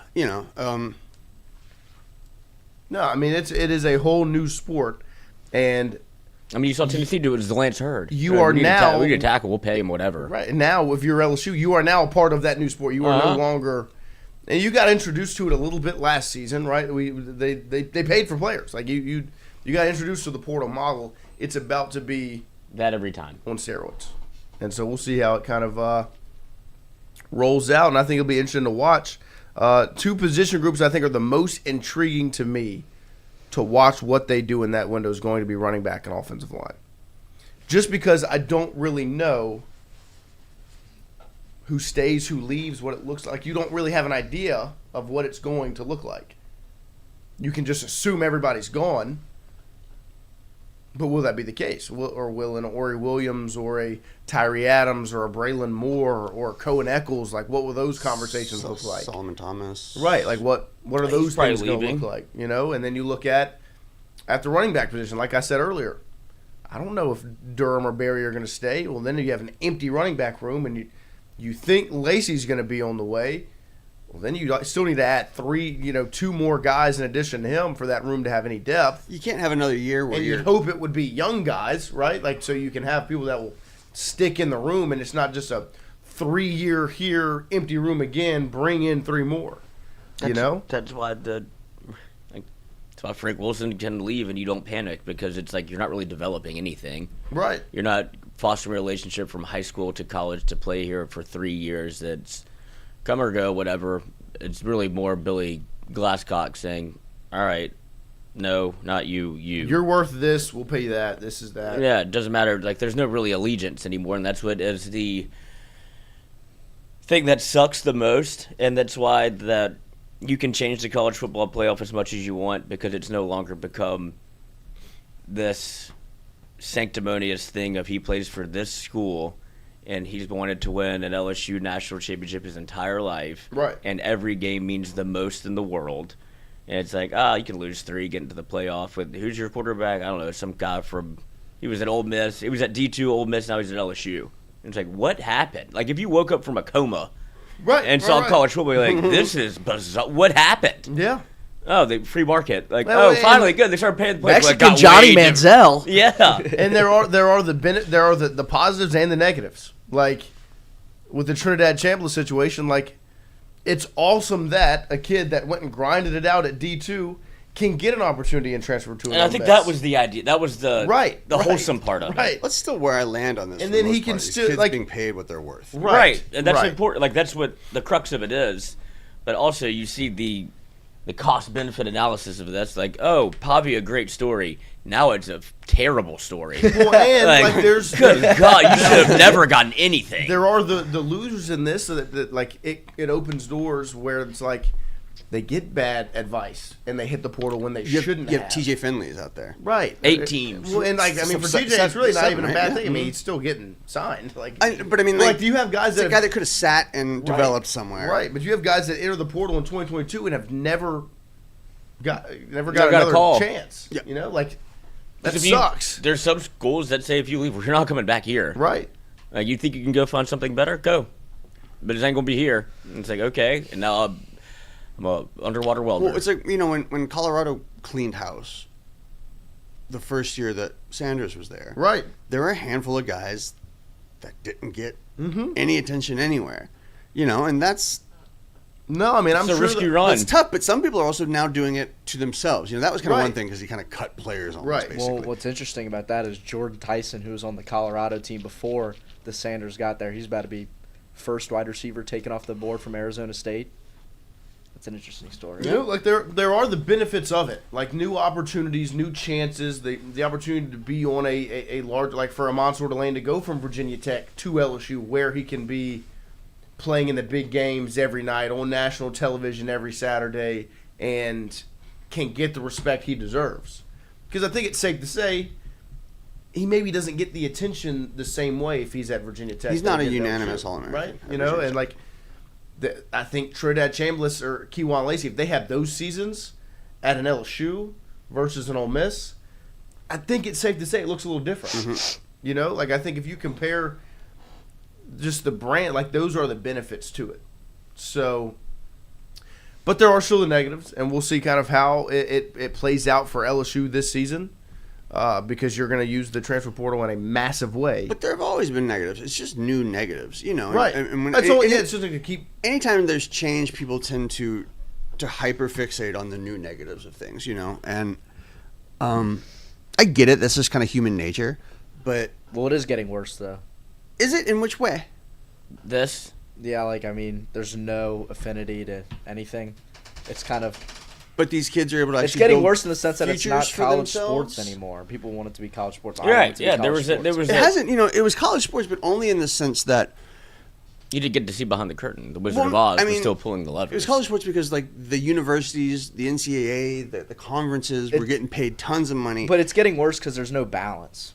It's getting worse because there's no affinity, and if you were to take away that affinity, then they get paid a lot. But if you take away their money, then it's back to the old days where they're not getting any money. There's a balance that can be found. That's why Right. people are so upset. Well, no, and I think that like I don't think it's quite as bad as people think. I think there is a kind of a balance being struck because there are guys that are sticking around for 3 years at schools and, you know, are beloved. You lose guys that you don't want to lose and they go look for better opportunities, but at least it's for a reason that they have some security. They have the potential to maybe get a better opportunity, blah, blah, blah, blah, blah. It benefits everybody, but there's still guys that stay here and want to play for LSU, and there are guys that come here for 1 year and they're all-time greats. And what you know, like, what would you do without Joe Burrow or Jaden Daniels in your life? You know what I mean? So for every downside, there is an upside, and I think to act like the sky is falling just is a little reactionary. But you know. Yeah, and we're gonna get to watch it all But it is wild. front It's row. fucking weird. And with It's not what Lane we're used Kiffin to. and the way he's going to run this program at LSU, and we'll get to see the benefits and the downfalls of what the transfer portal and living in it year in, year out looks like. So we're going to take a quick break here as we've rolled right into hour number 2 this morning from 8 to 10. We'll take a break. We'll come right back with more Tingle & Co. right after this.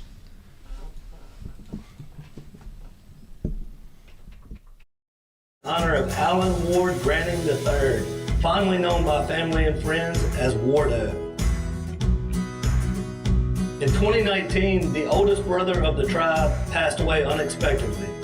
His remaining siblings and loved ones wanted to honor his memory in a special way.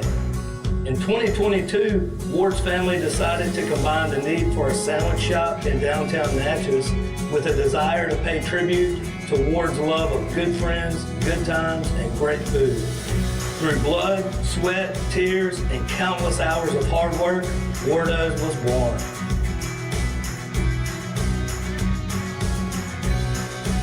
So go visit Wardo's today at 309 North Broadway Street in Natchez, where the po' boys are so good, you'll swear you're in Cajun country. Hey, Miss Lou, come visit us, Tom and Ryan Granning at Go Martin on the Go Deli. Go Martin has clean restrooms, community coffee, an awesome beer cave, and a great selection of anything you may need.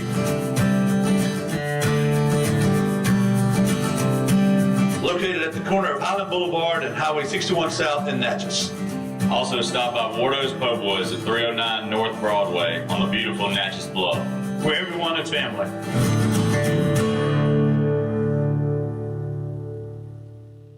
When it comes to your home, the roof over your head matters.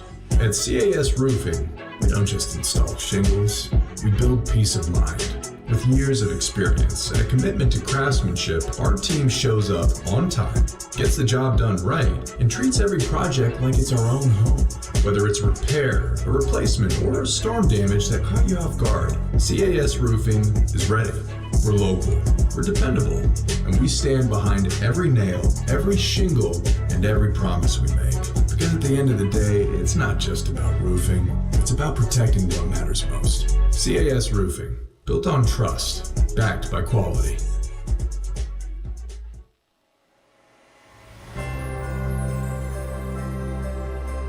I'm Tom Granning with Go Martin, Wardo's Po' Boys in Natchez, Mississippi. On behalf of the Granning family, we invite you to run, stroll, or walk in the 4th annual Wardo's Rudolph Roll. Held on the beautiful Natchez Bluff, this holiday event is a 10K, 5K, and 1 mile kids run. The Rudolph Run supports the Ward Branding Memorial Scholarship, which has awarded over $20,000 to local high school seniors since 2020. Along with the race, enjoy live music, drinks, and of course, po' boys. For more information, check out Wardo's Facebook page. Hope to see y'all there.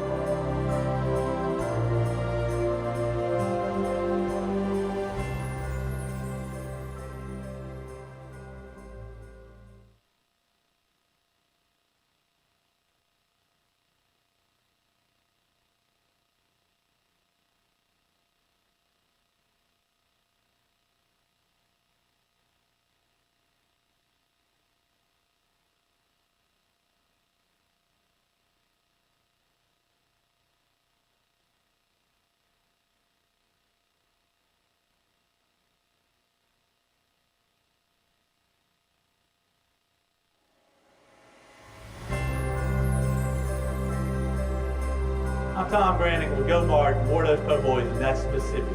On behalf of the Branning family, we invite you to run, stroll, or walk in the 4th annual Wardo's Rudolph Roll. Held on the beautiful Natchez Bluff, this holiday event is a 10K, 5K, and 1 mile kids run. The Rudolph Run supports the Ward Branding Memorial Scholarship, which has awarded over $20,000 to local high school seniors. Wardo's was created in honor of Alan Ward Branning III, fondly known by family and friends as Wardo. In 2019, the oldest brother of the tribe passed away unexpectedly. His remaining siblings and loved ones wanted to honor his memory in a special way. In 2022, Ward's family decided to combine the need for a sandwich shop in downtown Natchez with a desire to pay tribute to Ward's love of good friends, good times, and great food. Through blood, sweat, tears, and countless hours of hard work, Wardo's was born.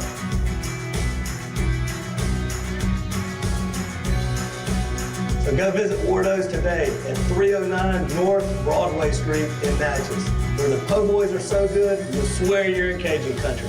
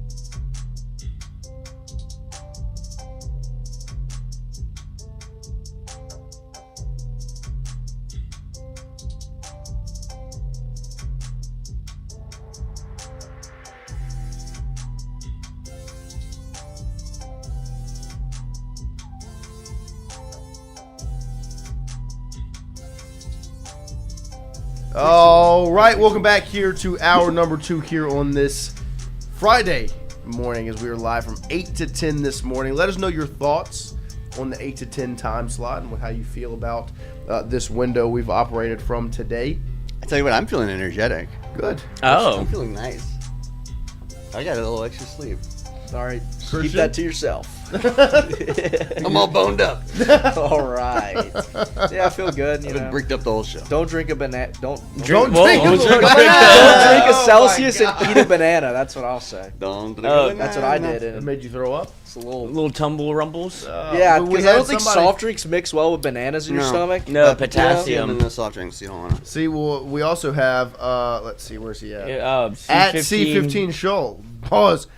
I just ate some bad chocolate chip pancakes, and I can't get off the pot. It's explosive. Prayers, please. God damn, I've I been believe there, that's brother. cheddar goblin. Well, at least you're on the I pot. did now. cheddar gob. Some Sorry, people bud. could Sorry, man. not be Get on the yourself pot. some Imodium, some Gas X, mix them together. Fight through it. Drink a whiskey, The Yeah, college football slug playoff whiskey. starts tonight. or you could be a cowaholic. You could be. I can't believe we haven't talked about the Cowaholic. We show haven't. He's worn it twice There's this gonna week. be We've a, never brought it up. We'll get to that at the end of the show. Yeah. It is quite the. yet. Site? It is. Oh, you flipped to the wrong camera. There it is. Is there gonna be a Monsters Incorporated version of the college football playoff? That's Maybe. So fucking stupid. Tonight, game number Gets the one kids involved. of the college football playoff kicks off between Alabama and Oklahoma, 7 p.m. tonight on ABC.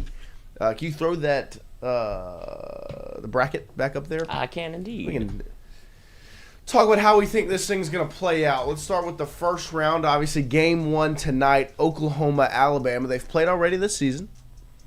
They've played, 2 times already in like the last 365 days. It's a sport now. And Oklahoma's won both matchups. Obviously, LSU played against both of these teams recently. Could have beaten So got a both. good look at both of them.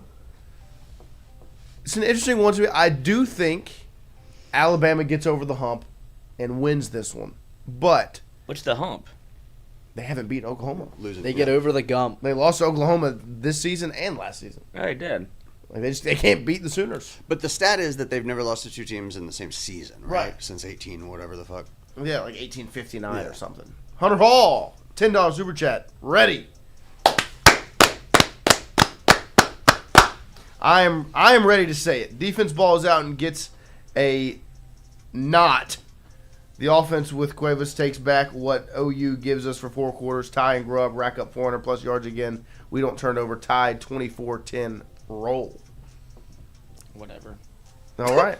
No, look, I think Alabama wins it. I do too. 41 is the over-under. It has fluctuated from 40.5 to 39.5, now up to 41. We'll see so I who don't know sold what their they know. soul. It's going to be a Who's defensive. going to perform the cabal? That's Yeah. the expectation. And Hunter Hall's 24-10 score prediction Under. is under. I Because just- look, I mean, Oklahoma's offense, both offenses looked lackluster against LSU in their matchup. Oklahoma's offense looked bad. Yeah, Like bad. they got lucky. They had a broken play. Yeah, like That it was Saved bad. that game for them. I mean, they coughed the football up twice into LSU's hands. Like They're- If we'd had a their offense scintilla looked like of it. offense, that game was done. And with Alabama, I know like the last time you saw Alabama against Georgia, their offense looked bad, like atrocious. Like this is 2 teams where the offense, the last time out, their offenses looked bad. Alabama, what's been the adage? Alabama can't run the football. Oklahoma can stop the run. Oklahoma can't do anything offensively, and Alabama's defense is fine. Stout. Yeah.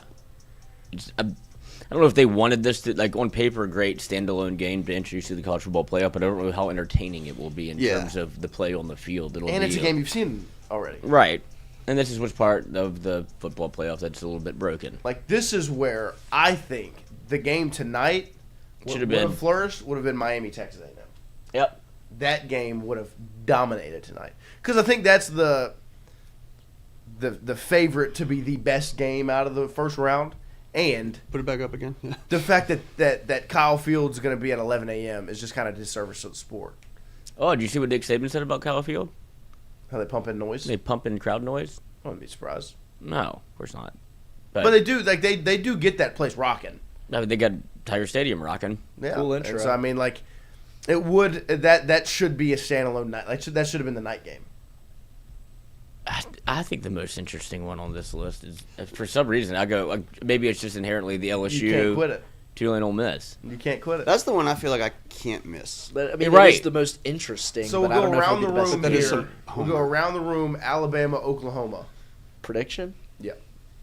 I've got Alabama winning. Alabama. The world ends before the game starts. Man, that'd be great. God, I wish. I'll just take Alabama. Okay. I mean, yeah, I don't want I to. would. I would ask I just do think it's the way. the professor at MIT, but he got shot and killed, so we'll never R.I.P. know. Seemed like a smart dude. By the guy that shot him was also Former Portuguese. classmate. Upset. He stole his work. Year older, not as successful. Something. Crazy. He was also the same guy that carried out the Brown shooting. Yeah, that's fucked up. See, I don't believe this. All right, well, let's get back to please. Yeah, I'd like this. Give me your time. It's not what the show's about. Give me MIT in this one. Yeah.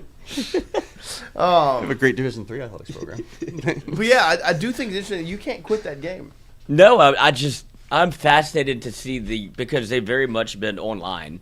Right. And so I can't wait to see how this plays out it's just captivating because LSU it feels like they've won this game. But do you really feel like it's going to look that different than the first time they faced? I know. I just want it to. Yeah. It with that. probably won't. Right. But there's a chance it could.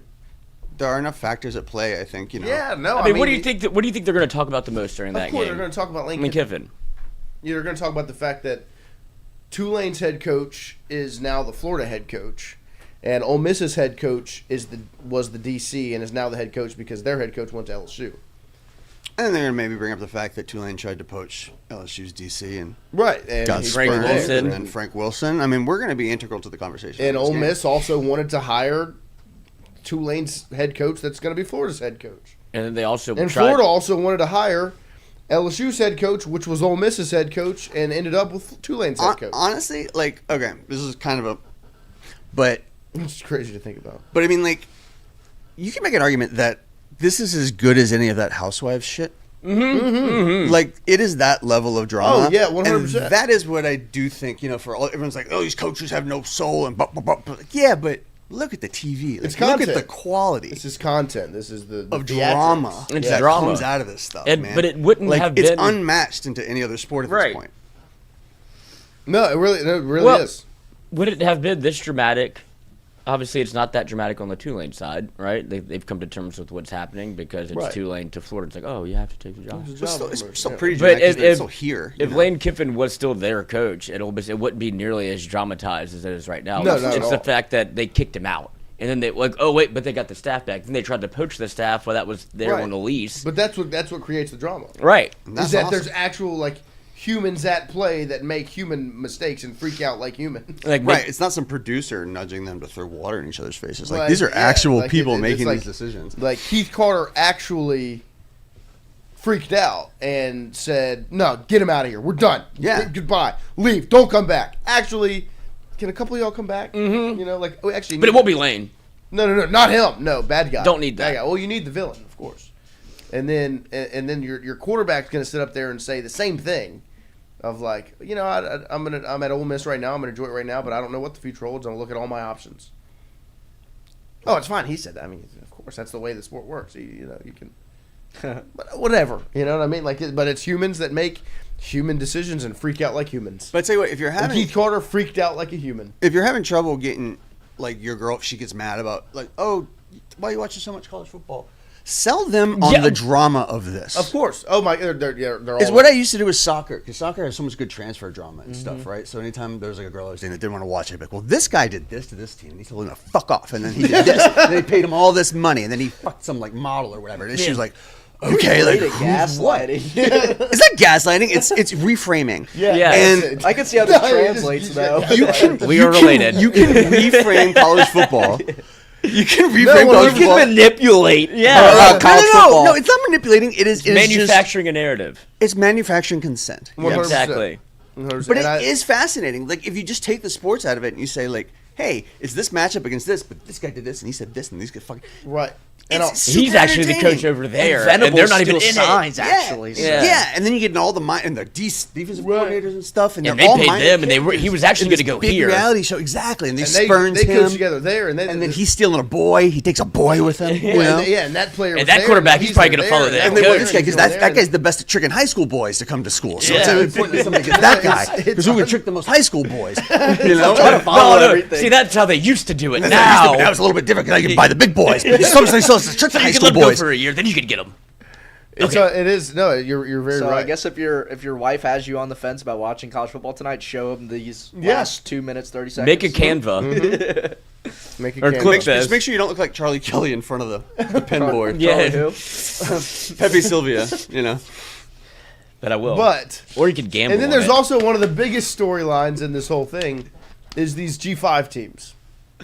You heard Nick Saban talk about it yesterday? Mm-mm. Said that they need to have People their hate own- him now. They need to have their own thing.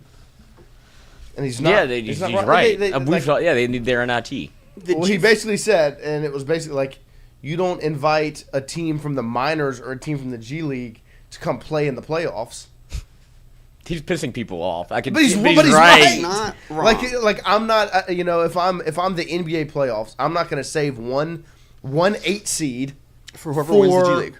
For the G League champion. Or the EuroLeague champion. Right. Like, I'm not going to save. That would be I'm interesting. not going to let the Durham Bulls get in and play against the Yankees in I would watch that. the wild card. So who's the first two out? Was Notre Dame and Just to Triple see. BYU. Yeah. BYU.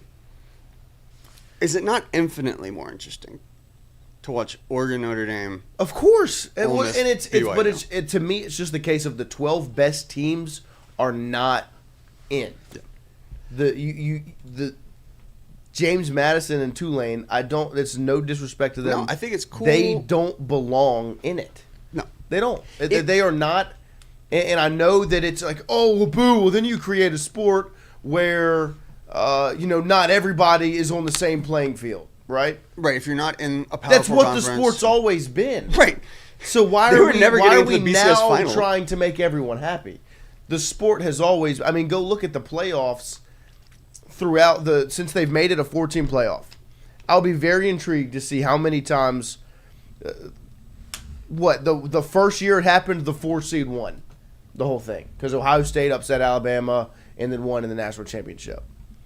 But then, like as the years go on, the best team always wins. When are these upsets going to come into play? Last season in the playoffs, right? Like, it's just, you should put the 12 best teams in. If you want upsets to happen, if you want a 12 to upset a 5, you should put Notre Dame to play Oregon. Mm-hmm. The college football playoff rankings, but not the college football playoff seeding. Right, because you have now That's gifted. so stupid. These are the 12 best teams. But they can't play. These are the 12 teams that should get in. And that would be But infinitely more you've interesting. booted 2 of them out to give a handout to 2 G5 teams. Now, if you go to 16, okay, and there are no buys, everybody goes week to week, then okay, maybe if you do the top 14 teams, then you can give 2 G5 spots. At this point, you're arguing that they're maybe even close to that because they're maybe 20th. Okay, maybe. Well, until I don't think you can convince. You could convince me G5 teams are in the best 32 teams or the best 28 teams. You cannot convince me they are in the best 16. I think it's very rare that would be. Yes, I think there could be situations. Well, the teams They're that top these 25. the teams that are capable of it are already in Power 4 conferences now. Like Cincinnati is in the Big 12. Right. So join a They've join a gotten Power 4 called conference. up. It's clearly That's not how that it hard. works. And if Cincinnati wins the Big 12, guess what? They get in. Are we going to be counting the Pac-12 next year as a?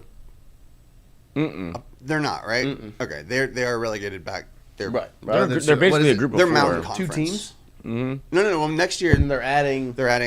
I'd hate to see him in volleyball. Mm-hmm. I mean, it's a bunch Kiffin. of it's UC Texas Santa Barbara. State. Right. It's Yeah, they're trying to make it a cup, but it's a group of 4. That would be a group. That would be a group of 5 Group of 5. because it's Power 4 now. It's no longer Power 5. Power full. Power 4. Power full. Power 4. There we go. Now we're And then remembering G5. it. Power Yeah. 4. Power P4 4. G5. Power 4. Power 4. Power 4.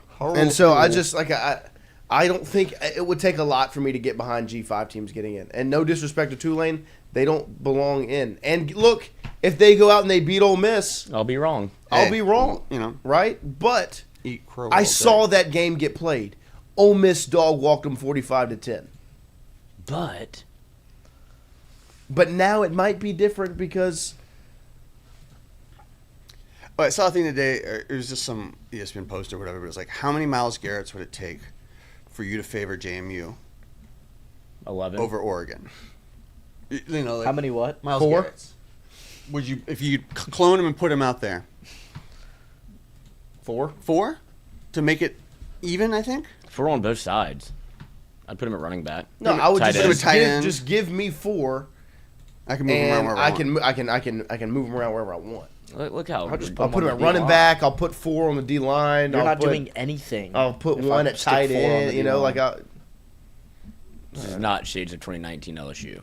Who said that? Woody. You. Shut up. Like, not even LSU is close. inching Not even towards that close. Also, world they even lost series a, title, though. also y'all lost that game. Mm-hmm.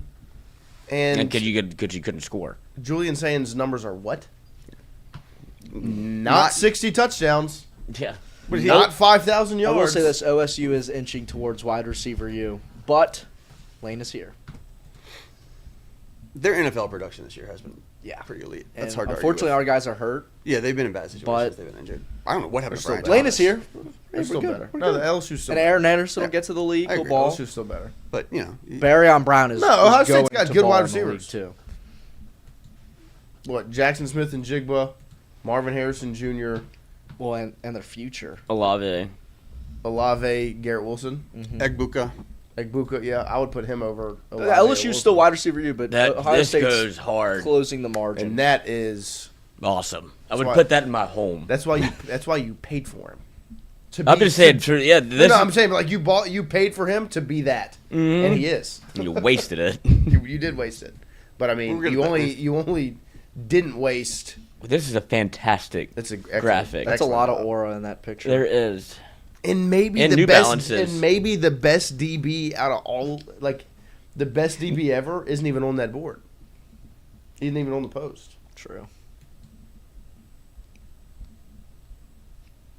Cool. I think I would also. Is he not a take that in unanimous for minute. All-American? I guess not. 'Cause Huh? he's not on there.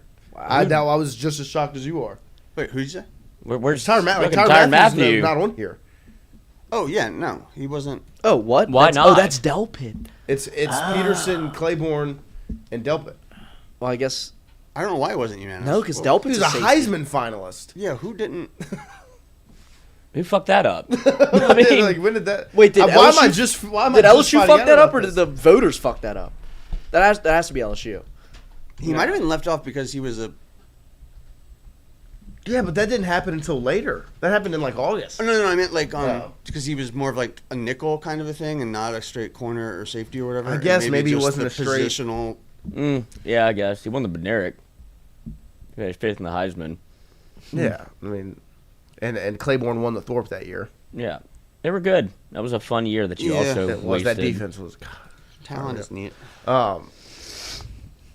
But that's what took me back when I saw it. I was like, oh, this is a great graphic, and I literally thought Delpit Well, was. let's just remake it. Let's just Tyrann. put him on there. Yeah, he belongs there. Put him in the picture with him. This is a great photo though, Yeah, I mean, this is cool. and that sweatsuit is awesome. Yeah, you unk. But I mean, that's I mean, why he's not that's- playing in the bowl game, is he? No. I think Done him, enough, son. I think him, Nuss, Well, and Aaron Anderson. I think Aaron. And I Will mean, I Weeks are think also Nuss out. should play. I think it'd be great for him. Would that make you watch more or less? I mean, there's What? no. What is there a not watching it? I don't Oh, I mean, I'm gonna understand watch what the that whole means. thing. I know, but would you not be more entertained? I'd be more intrigued. If, Yeah, Yes. my list would be Juwan Johnson at quarterback. Would make me definitely want to watch. Uh-huh. Even Garrett if he's Nussmeier going to the quarterback, portal. second Then, place. yep, then Nuss. And then after that, it is what it is. Yeah. No, I'm with you. You think they win?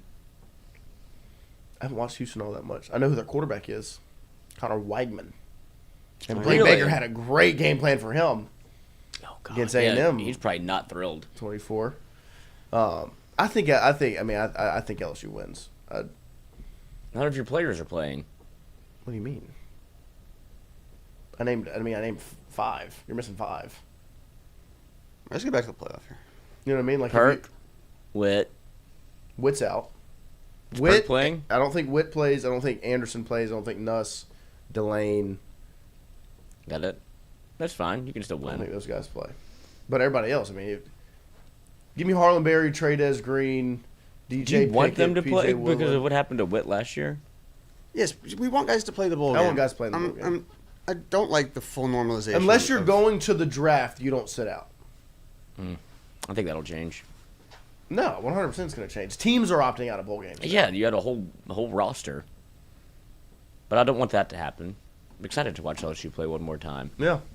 Like Kern, is he going to play? I haven't heard anything that he's not. Jawan said he's playing. Ahmad Bro's playing. These guys aren't quitting on the team. They're just leaving. They're just going to the transferring out next next year. opportunity. They're not being retained. Also think it's a safe way to say it. Yeah. Well, yeah. Mm.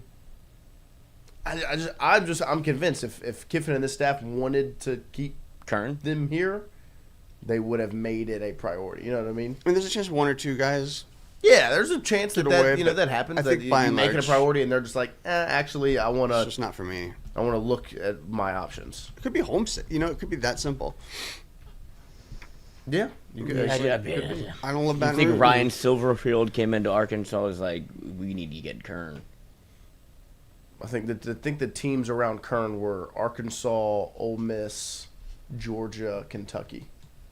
I mean, I know why he left. He's a Brad Davis guy. Right. Same thing with like Solomon Thomas probably gonna hit the portal because he's an Alex Atkins Alex Atkins guy. guy. Almost called him Avery Atkins. Mm. Legend. Kicker. Punter. Let's get back to the playoff. We've talked about all this 18. before. Avery Atkins. You don't remember that? Mm-mm. Yeah, he was 18. 2020, he wore 18. Oh, that year doesn't count. Selling jewelry. You were. Selling jewelry. Texas A&M, Miami.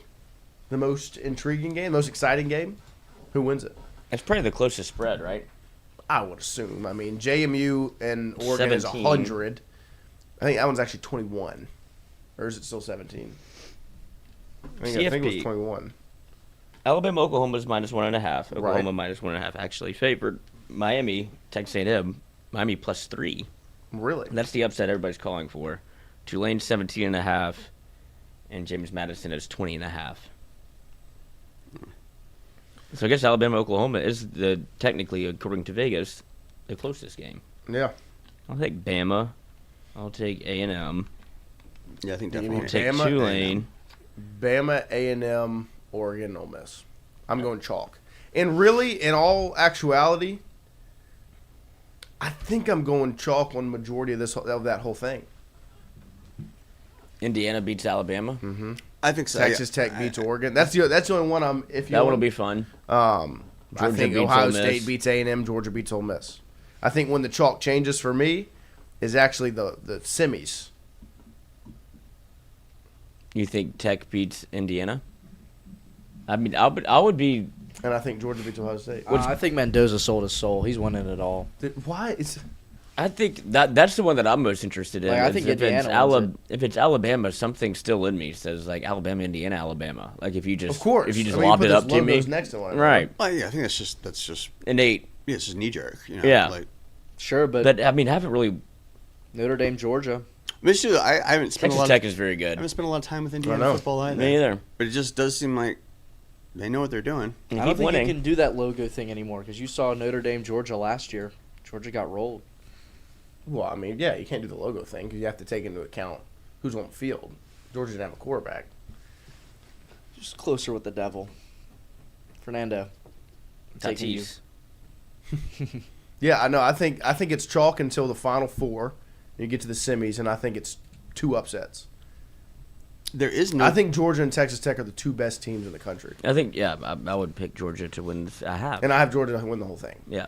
it is wild. Texas Georgia. Tech is already in this spot. Well, $500 million. I will just do that very that quickly. defense is. Oh no, I know. I'm not, but it's just like it happens so fucking Filthy. fast. That And nobody defense talks about plays. their coach in terms, like A high school coach. McGuire, right? Nobody ever brings him up when they're talking about, I think this guy's the best in America or whatever. He's kind of flying under the radar. Right. What's all? I think it's the money. That's the guy that Campbell that paid for everything. That's who they talk about.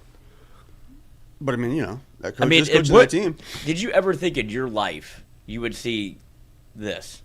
Like, Nope. I would never thought I'd ever care about. The last time I watched Texas Tech play is when they upset Texas when they had Michael Crabtree. No, you watched LSU beat Texas Tech in 2014. Sure.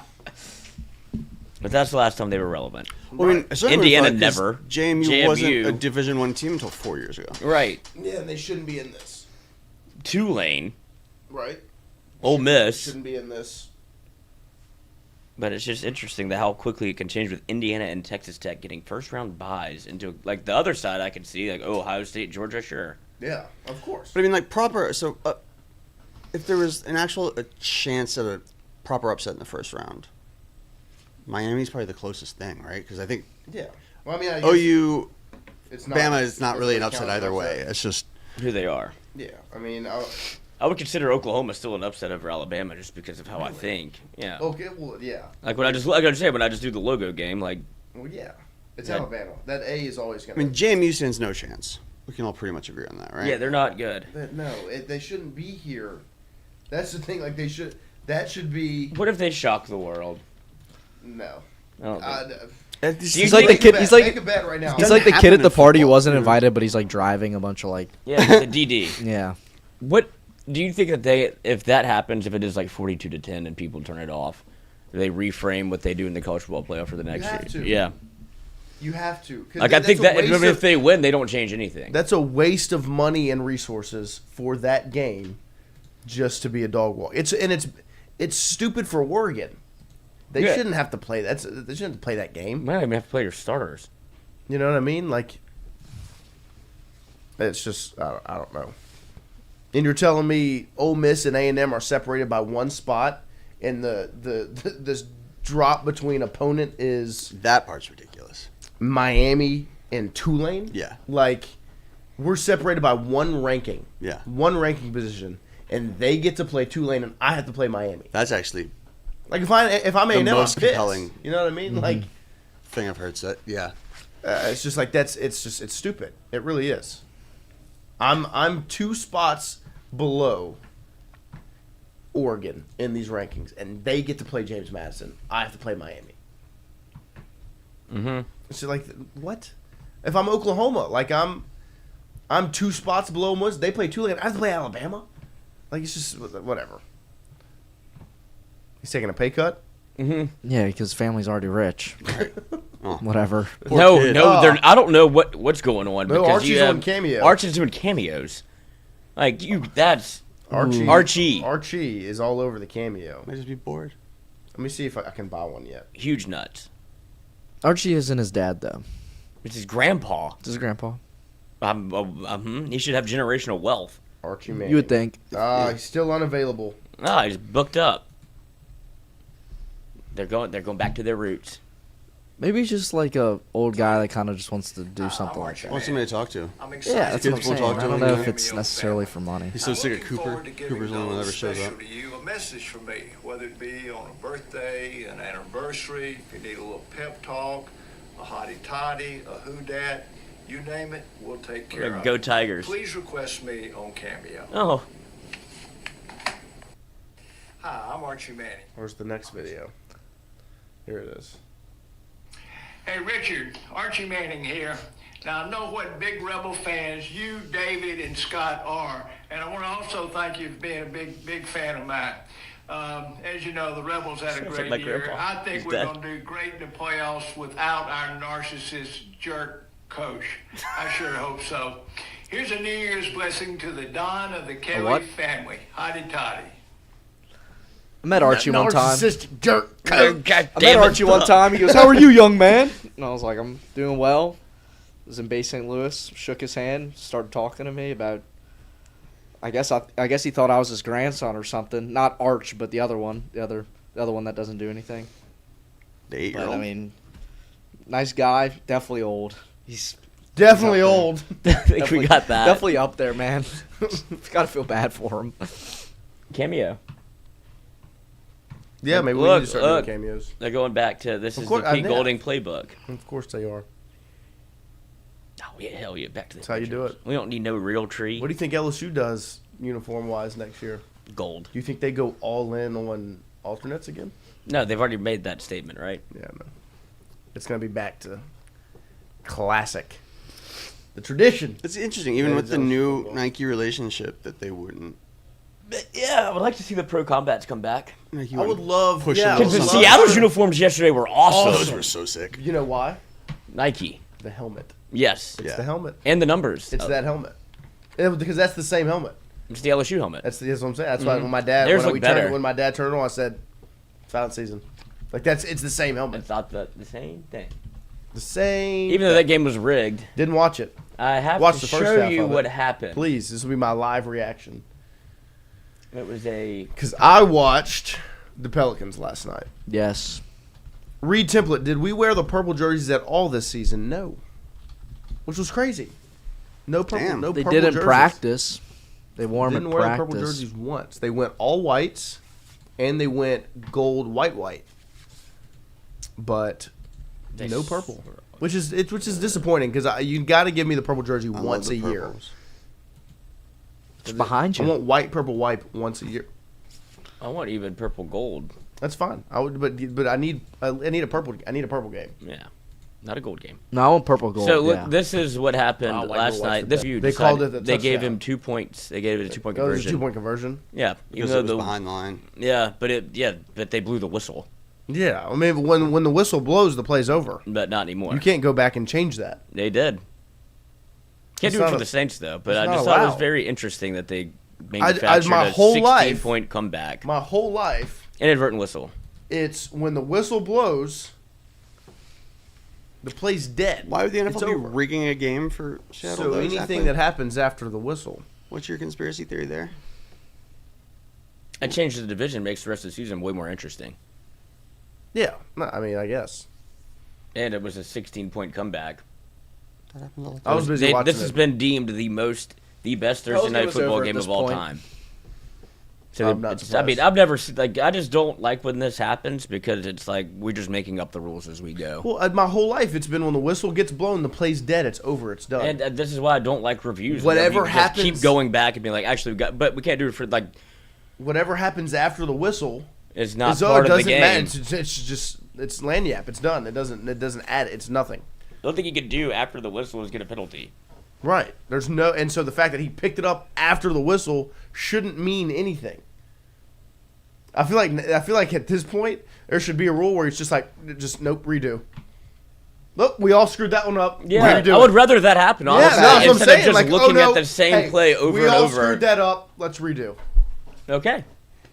Even though we stopped you, but not really because we got But the did rule we? wrong. Right. Let's do it again. Okay. What would you do like in the park? You'd redo. Run it back. Up. Replay the down. Yeah, like whoa. We'll do that over again. Yeah. Okay. But I don't know. It's just starting to feel very manufactured. Yeah, that's just like that. I mean, but it's the whistle. The whistle. They did go 3 for 3 on 2-point conversions, which like you had to do to even make it a game. Yeah. Which is I people should've- forget I guess how I'll have to go back and watch it. people forget how like much those matter. Well, like you score a touchdown, like you have to actually the 2-point is Yeah. just as important Yeah, as a yeah. touchdown. It's basically 4th and goal. And like, oh, I didn't get it. Then you're like, oh, well, onside kick it. Like, well, no, you've changed the math to where Right. it doesn't matter anymore. Yeah. You can't go for 3 yet. Guy, I guess I should have watched it. Yet. I wasn't disappointed though. I watched the Pelicans come back from down 25. Did Are they win? still? They did. Oh yeah, they Are won. they Won in still overtime. starting with Zion on the bench? Zion barely Zion's played on a last minutes night. restriction. Yeah. Yeah. And They- look, he wasn't playing well, so Borrego's like, look, you're not going to play tonight. And he didn't play.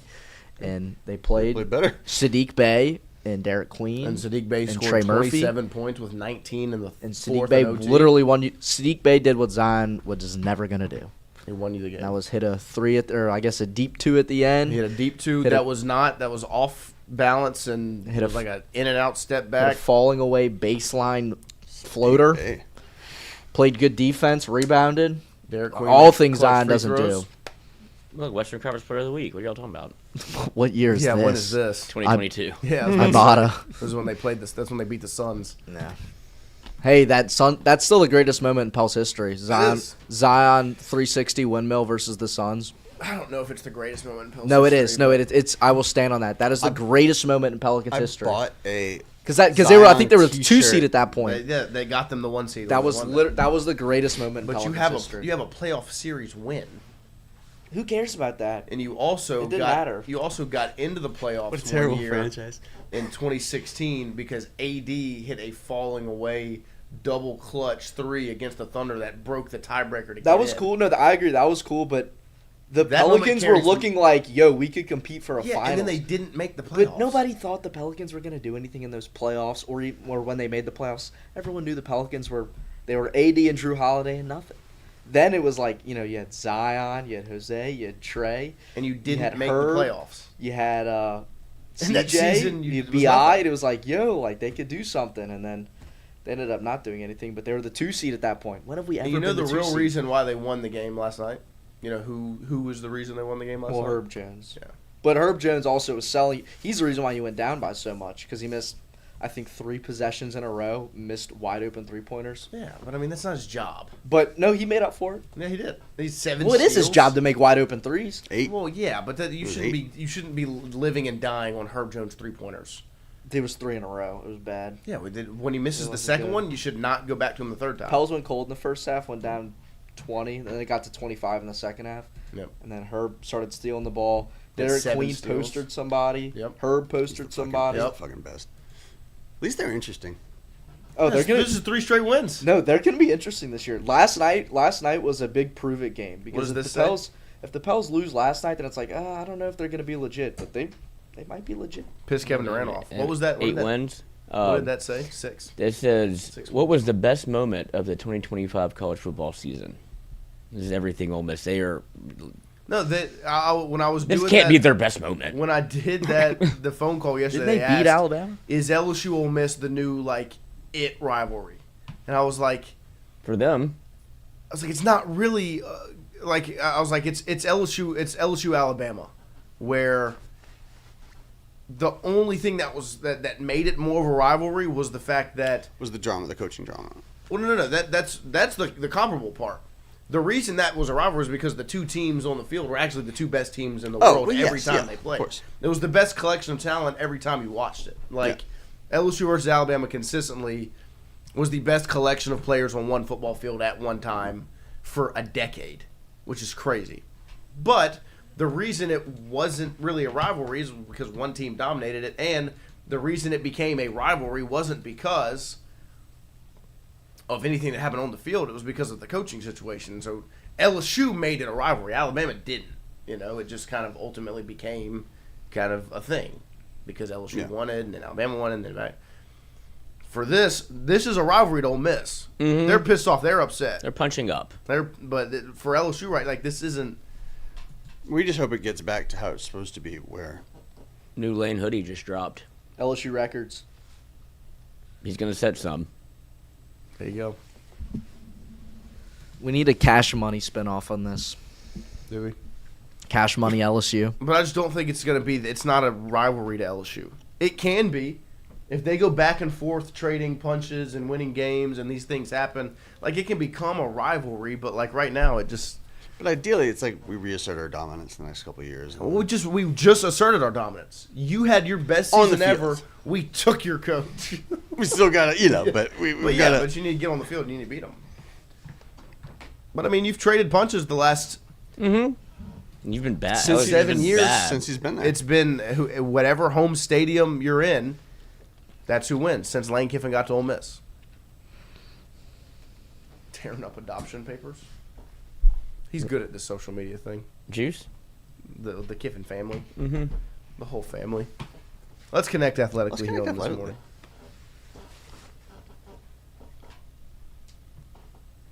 But y'all think Georgia wins? Yeah, I Yeah. think Georgia wins the whole thing. And FanDuel has that at, let's see. Plus 450. No. The They're CFP 880, futures 650. 550. 700. Plus 550 for Georgia to win the whole thing. Bet $1 to win $55. That would be $1 Give to me win Indiana. $5.50. $50 wins you $275. $100 Give me the wins you No. $550. Give you what? The basketball school. The basketball school. Ah, Indiana. okay. I thought they put it behind a paywall. What? I thought they did. Who? Oh, yeah. That'd been I was going to say, I was like, no, don't take away a free thing. Company card. Put it on Netflix. Put it on. Well, no, we're company card is tapped after City Port. City Port is expensive. Yeah, next team lunch is gonna be Waffle House. Back up the Waffle House. like McDonald's or something. McDonald's. No one's shocked at how much alcohol costs.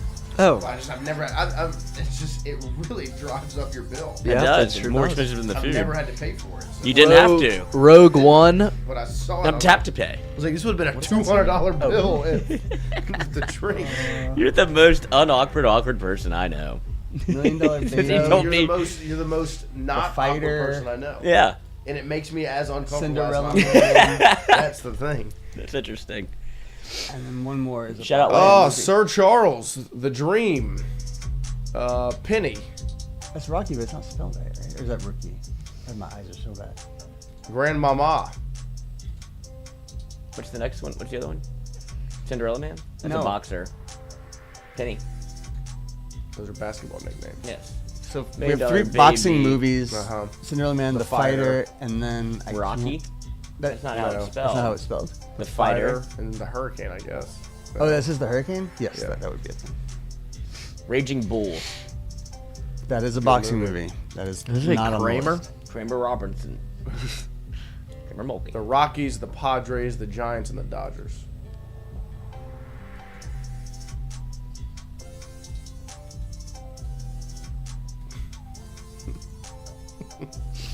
Vikings quarterbacks. Yeah.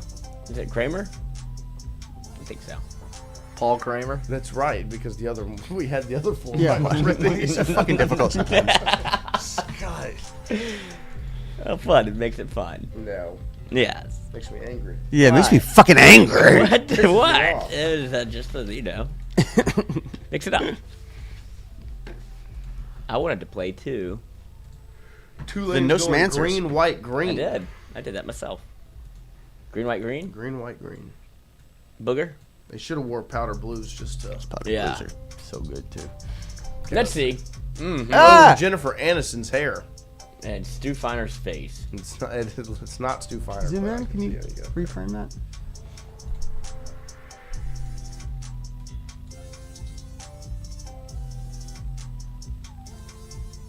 Is that the guy from Hunger Games?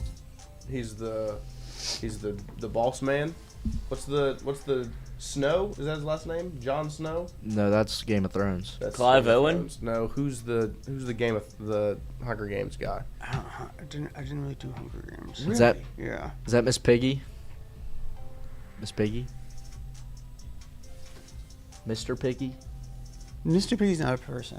He'd be a puppet if he were. It's like the president of the Hunger Games. I don't know his name. Tommy Kramer? Cosmo Kramer. No. Those are Vikings quarterbacks. I almost. I don't know who this man is. It's the guy from the Kiefer Hunger Games. Sutherland? Or Oh. What about his daddy? no. Donald Sutherland? I don't think so, though. It's the only guess we have. Just wait. I don't want to be Just wrong. wait. Yes, wait. Donald Brett. I know who it is. I don't know his name. Okay, that counts. When they say the name and we get it right, and I'll Google it and be like, okay, same guy. Yeah. Despite beginning his career 17-11, starting winning Rookie of the Year in 2006 and leading his team to the playoffs in 2007, this AFC QB lost his starting job after an injury. Mark Sanchez? Won Rookie of the Year in 2006. Or is that a little early? Led his team to the playoffs in 2007. Actually Who's got, the 2006 Rookie of the Year? he got the Jets to the playoffs. 2006. He went to the AFC NFL? Championship, and then he did get hurt. And they brought in Brett Favre. It might be too early. This is so Rookie of the Year in 2006. Quarterback? Yes. Is it? It's not Jay, right? Jay Cutler. That's, yeah, he's late. He was before He was this. NFC. Yeah, right. I'm just thinking Yeah. because now you go. This is when Jamarcus Russell was what 2007. So the year before that would be 2006. So he was in the league. Obviously not an Oakland Raiders quarterback. No. So we've eliminated one team. 31 left. Yep. Is it Drew Brees? No. He was in New Orleans at this point. It's not Ben Roethlisberger. Never lost his job. Dolphins? It's not Tom Brady. Mm-mm. No. No. I'm just trying to make sure we eliminate all the names. You know? Is this Drake May? No. 2000 Don't know if he was Drake born. May, Drake May. Drake May. Hold on, let's think about this. 2006. So 2005 college football. It was good. It was, and Vince Young, Matt Leinart. Was it Vince Young? Yeah, I think so. Vince Young. It was the Titans, which is the AFC quarterback, and He did play well at 1st. and then- I guess he could have lost his starting job to. I don't know. Who'd they draft later on? Blaine Marcus Gabbert. Mariota. Blaine Gabbert. Jake Locker.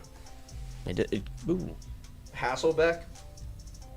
Jake Locker's a fun one. Locker was a little after this.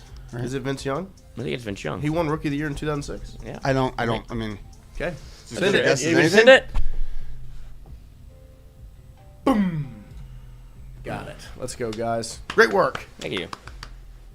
Oh, of It's course. the Lakers. It's the Lakers. Los Angeles Lakers that won it. the It's been the Lakers. Lakers, Bucks, Lakers. Knicks. What European country won the 2023 Women's World Cup? You see that? Hey, Bowl guys. game just kicked off. Who's playing? Spain. Oh, I don't Spain? know the Women's World Cup. Of course not. Oh, of course not, you misogynist prick. It was in Australia, though. I do know that. Kennesaw State versus Western Michigan. Who you got? Give me Kennesaw. State. What a turnaround, huh? The pilot. Honda Pilot. Yes. There you go, Like Christian. quite a few people that drive Honda Pilot. Ah, there's that face again. Beverages. The logo for this brand of drinks is its name in black letters behind a yellow background, and above it there's Squirt. a circular red logo that features a fountain in the year 1783. So it's black letters behind a yellow background, and above it a circular red logo that features a fountain in the year 1783. Mellow, What? Mellow yellow? Yeah, is it mellow yellow? I don't think that's from 1783. Me neither. Is this booze? Thoughts on water? I think it would have to be a beer. A fountain. Is it just Kurt's? Mm-mm. Coke Coors Light? 1783. That's a long time ago. It's like, I mean, I didn't even think they had fountains then. this country was 7 years old. What were they drinking? Guinness? Moonshine. No. Yeah, it's got to be something like that's not American. We weren't even around. No, because Guinness is in gold letters on a black can. Black letters behind a yellow background. I don't know what that means behind Me the yellow neither. background. I'm really confused. Promethazine. Mm. Sipping on promethazine. A circular red logo that features a fountain in the year 1783. Is it gin? We'll come back to it. It's interesting. Sam Adams. No, that's blue. Television with Jimmy Pabst Kimmel Blue and Ribbon? later Jimmy's cousin Sal as the host when Ben Stein's Money was a trivia game Comedy show that ran on Central. this cable channel. Remember when Comedy Central was Comedy Central? Yeah, it was elite. And not The comedy, Man Show. Not Comedy West. Girls Depicting jumping on 4 trampolines. characters affected by drug addiction. Darren Aronofsky directed this 2000 drama starring Jennifer Connelly, Jared Leto, Oh. Ellen Bernstein, and Marlon Wayans. Requiem for a Dream. Yep. They do heroin in that film. There's also two ladies on a double-sided dildo. mm-hmm. Very And explicitly slapping asses together. yep. And they forget about the baby. They do it for heroin. Oh my god! All right. They come back home and It's, they have a dead baby they forgot about. 'cause I'm they did not too gonna much watch heroin. that movie. And not then not they even the they two forgot- asses and the So double-sided back to the Yeah, dildo. that playoff. part's Is worth that it. part's intense. Yeah. A lot of strobe lights. It was fucked up. I think I watched that. Finishing top one 10 time. of the 2014 Yep, end of year G-Eazy. Billboard Hot 100. Is it No. G-Eazy? No. G-Eazy's not a female rapper. I got one more problem. Oh. No. 2014. Who's it? Nicki Minaj. Probably. I mean, Beyonce. it's Nicki Minaj. Was that 11 years ago? Mm-hmm. Believe it's Nicki Minaj. Nicki Minaj. Mm-mm. Yeah, I. Nikki. Mm. They really let you know that you're wrong. Yeah. Who would it be? Like, it's not was a little Glorilla. too long ago. Is it just Cardi B? No, Cardi B wasn't popping this. It's the- Female rapper it's from the- 11 years ago. It's that. It's probably Iggy Azalea. Missy Elliott, Iggy Azalea. It could be. I thought it was that girl with the short hair that. That's Glorilla. Probably. No, that's not. No. But who are you talking 2014 was a very long time ago, y'all. about? Who's the one with the short hair that... You don't remember that song? Bad Baby. Meg the Bad Stallion. Bunny. Bad Bunny. Bad Bunny. What's her name? Like it. I think Iggy G-Eazy Azalea sounds something like that. Feeling pretty right. Jeezy's a man. Jeezy. Who's that girl that had sex with LeBron? Savannah James. That's and, right. And her Only only. are. I'll never say that again. You know what I'm talking about. Savannah James. James, is who that's you're right. talking about. I don't know the Evan Williams Bourbon, 1783. Oh. No, not that one. I don't know if this is. I don't drink Evan Williams. It sounds. Where is it? It's not popping up. I don't think it's Evan. Clearly not. Man, We're not going to get this. we're in No trouble. chance.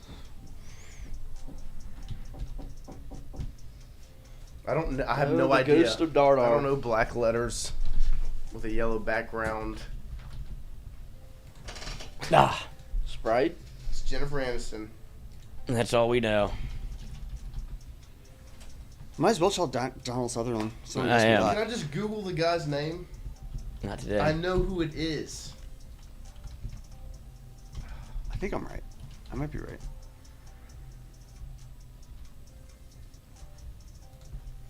Yes. Yes. Well, maybe that's who that is. Let me see. Yes. Double Hunger dip. Games. Music. Cast. I think it's. Yeah, that's who that. You gonna do- Donald Sutherland what's her is the name? guy. I think it's Iggy Azalea. Yeah. Iggy Azalea. Iggy. Nope. Damn. Yes. Yeah, it was. It was. Oh, It what? is, it is Iggy Azalea. We just don't know. The fuck is 1783? There's the song related to it. It is Iggy Azalea. Where's it? See, where's it? Playboy show- Cardi's baby mama. Where's this? Schweppes. Where is Iggy Ah, Azalea? It's okay. Iggy Iggs. Wait, maybe not. Without you, in no time. Yeah, it's I'm Schweppes. forgetting all It's about Schweppes. you. Schweppes. Delicious. Never would have Schweppes. got there. What is Schweppes? Nobody Never got heard it of right. 9% of people. Of Well, course. Caleb Jackson just hit the portal a week ago today. Thanks for letting us know you're a little late. You're gonna go home and write a paper? I am. Yeah, I do. What are you writing it about? Damn, school's not done yet? The How to Make Your Bed General McCraven book. I don't know that. It didn't inspire me to make my bed either. So. No. He got fired. What does he know? Christian has a twin bed. Fun fact. They took command away from him. Oh. My mom won't buy me a big bed. I'm not a big boy. She knows better. What does that mean? End Oh, up like, because you know if he had a bigger bed, he'd be just laying. Yeah, just laying pipes. end up like That's the one thing stopping you. Yeah. end up like Zion and Mariah Mills, just a lot smaller. Yeah, Mariah Mills. Do you think your mom won't get you a bigger bed so you don't sleep with people? I think she's just too lazy. What would you? I guess you You're don't not bring. I need new Wi-Fi for the apartment, and I need a new bed, so I'm working on it. I guess. What are you? Your son just called So do you just always go to their Mattresses, house? like aren't that expensive, What? man. You always go to their house, or you could fit? Oh yeah, Because that is I'm road tripping, dog. Yeah. At On least the you road. could at least upgrade to like a Well, double. I never had A home double, field advantage. yeah. for like $500 or something. or just get another twin and put them I'm together. a road dog. I'm road testing. I did that for a He while. also has a futon. One of my young dirtbag I do have that. times. I guess I could had combine. two. Oh, yeah. Futon down. A girl fell in the middle one time. Mhm. She was very scared. She didn't know what happened. And then you kept her there for days. Yeah, I told you. I didn't know we were gonna talk about that. You said not to. No, I didn't. Requiem for a Dream. Don't do heroin. We appreciate Or you do. guys. Let us know what you thought about 8 to 10, along with yesterday's 9 to 11. My vote is 7 to 9. We'll be here when the show starts. But we'll no discuss matter it. what. We make sure you let us know. Let us know in the comments. DM us on Instagram or Twitter. Stop let us in the know your street. thoughts on when the show should be. 8 to 10. We'll see you 11 guys. to 1. We'll see you guys on Monday. 6 to 7. Enjoy some No! college football playoff.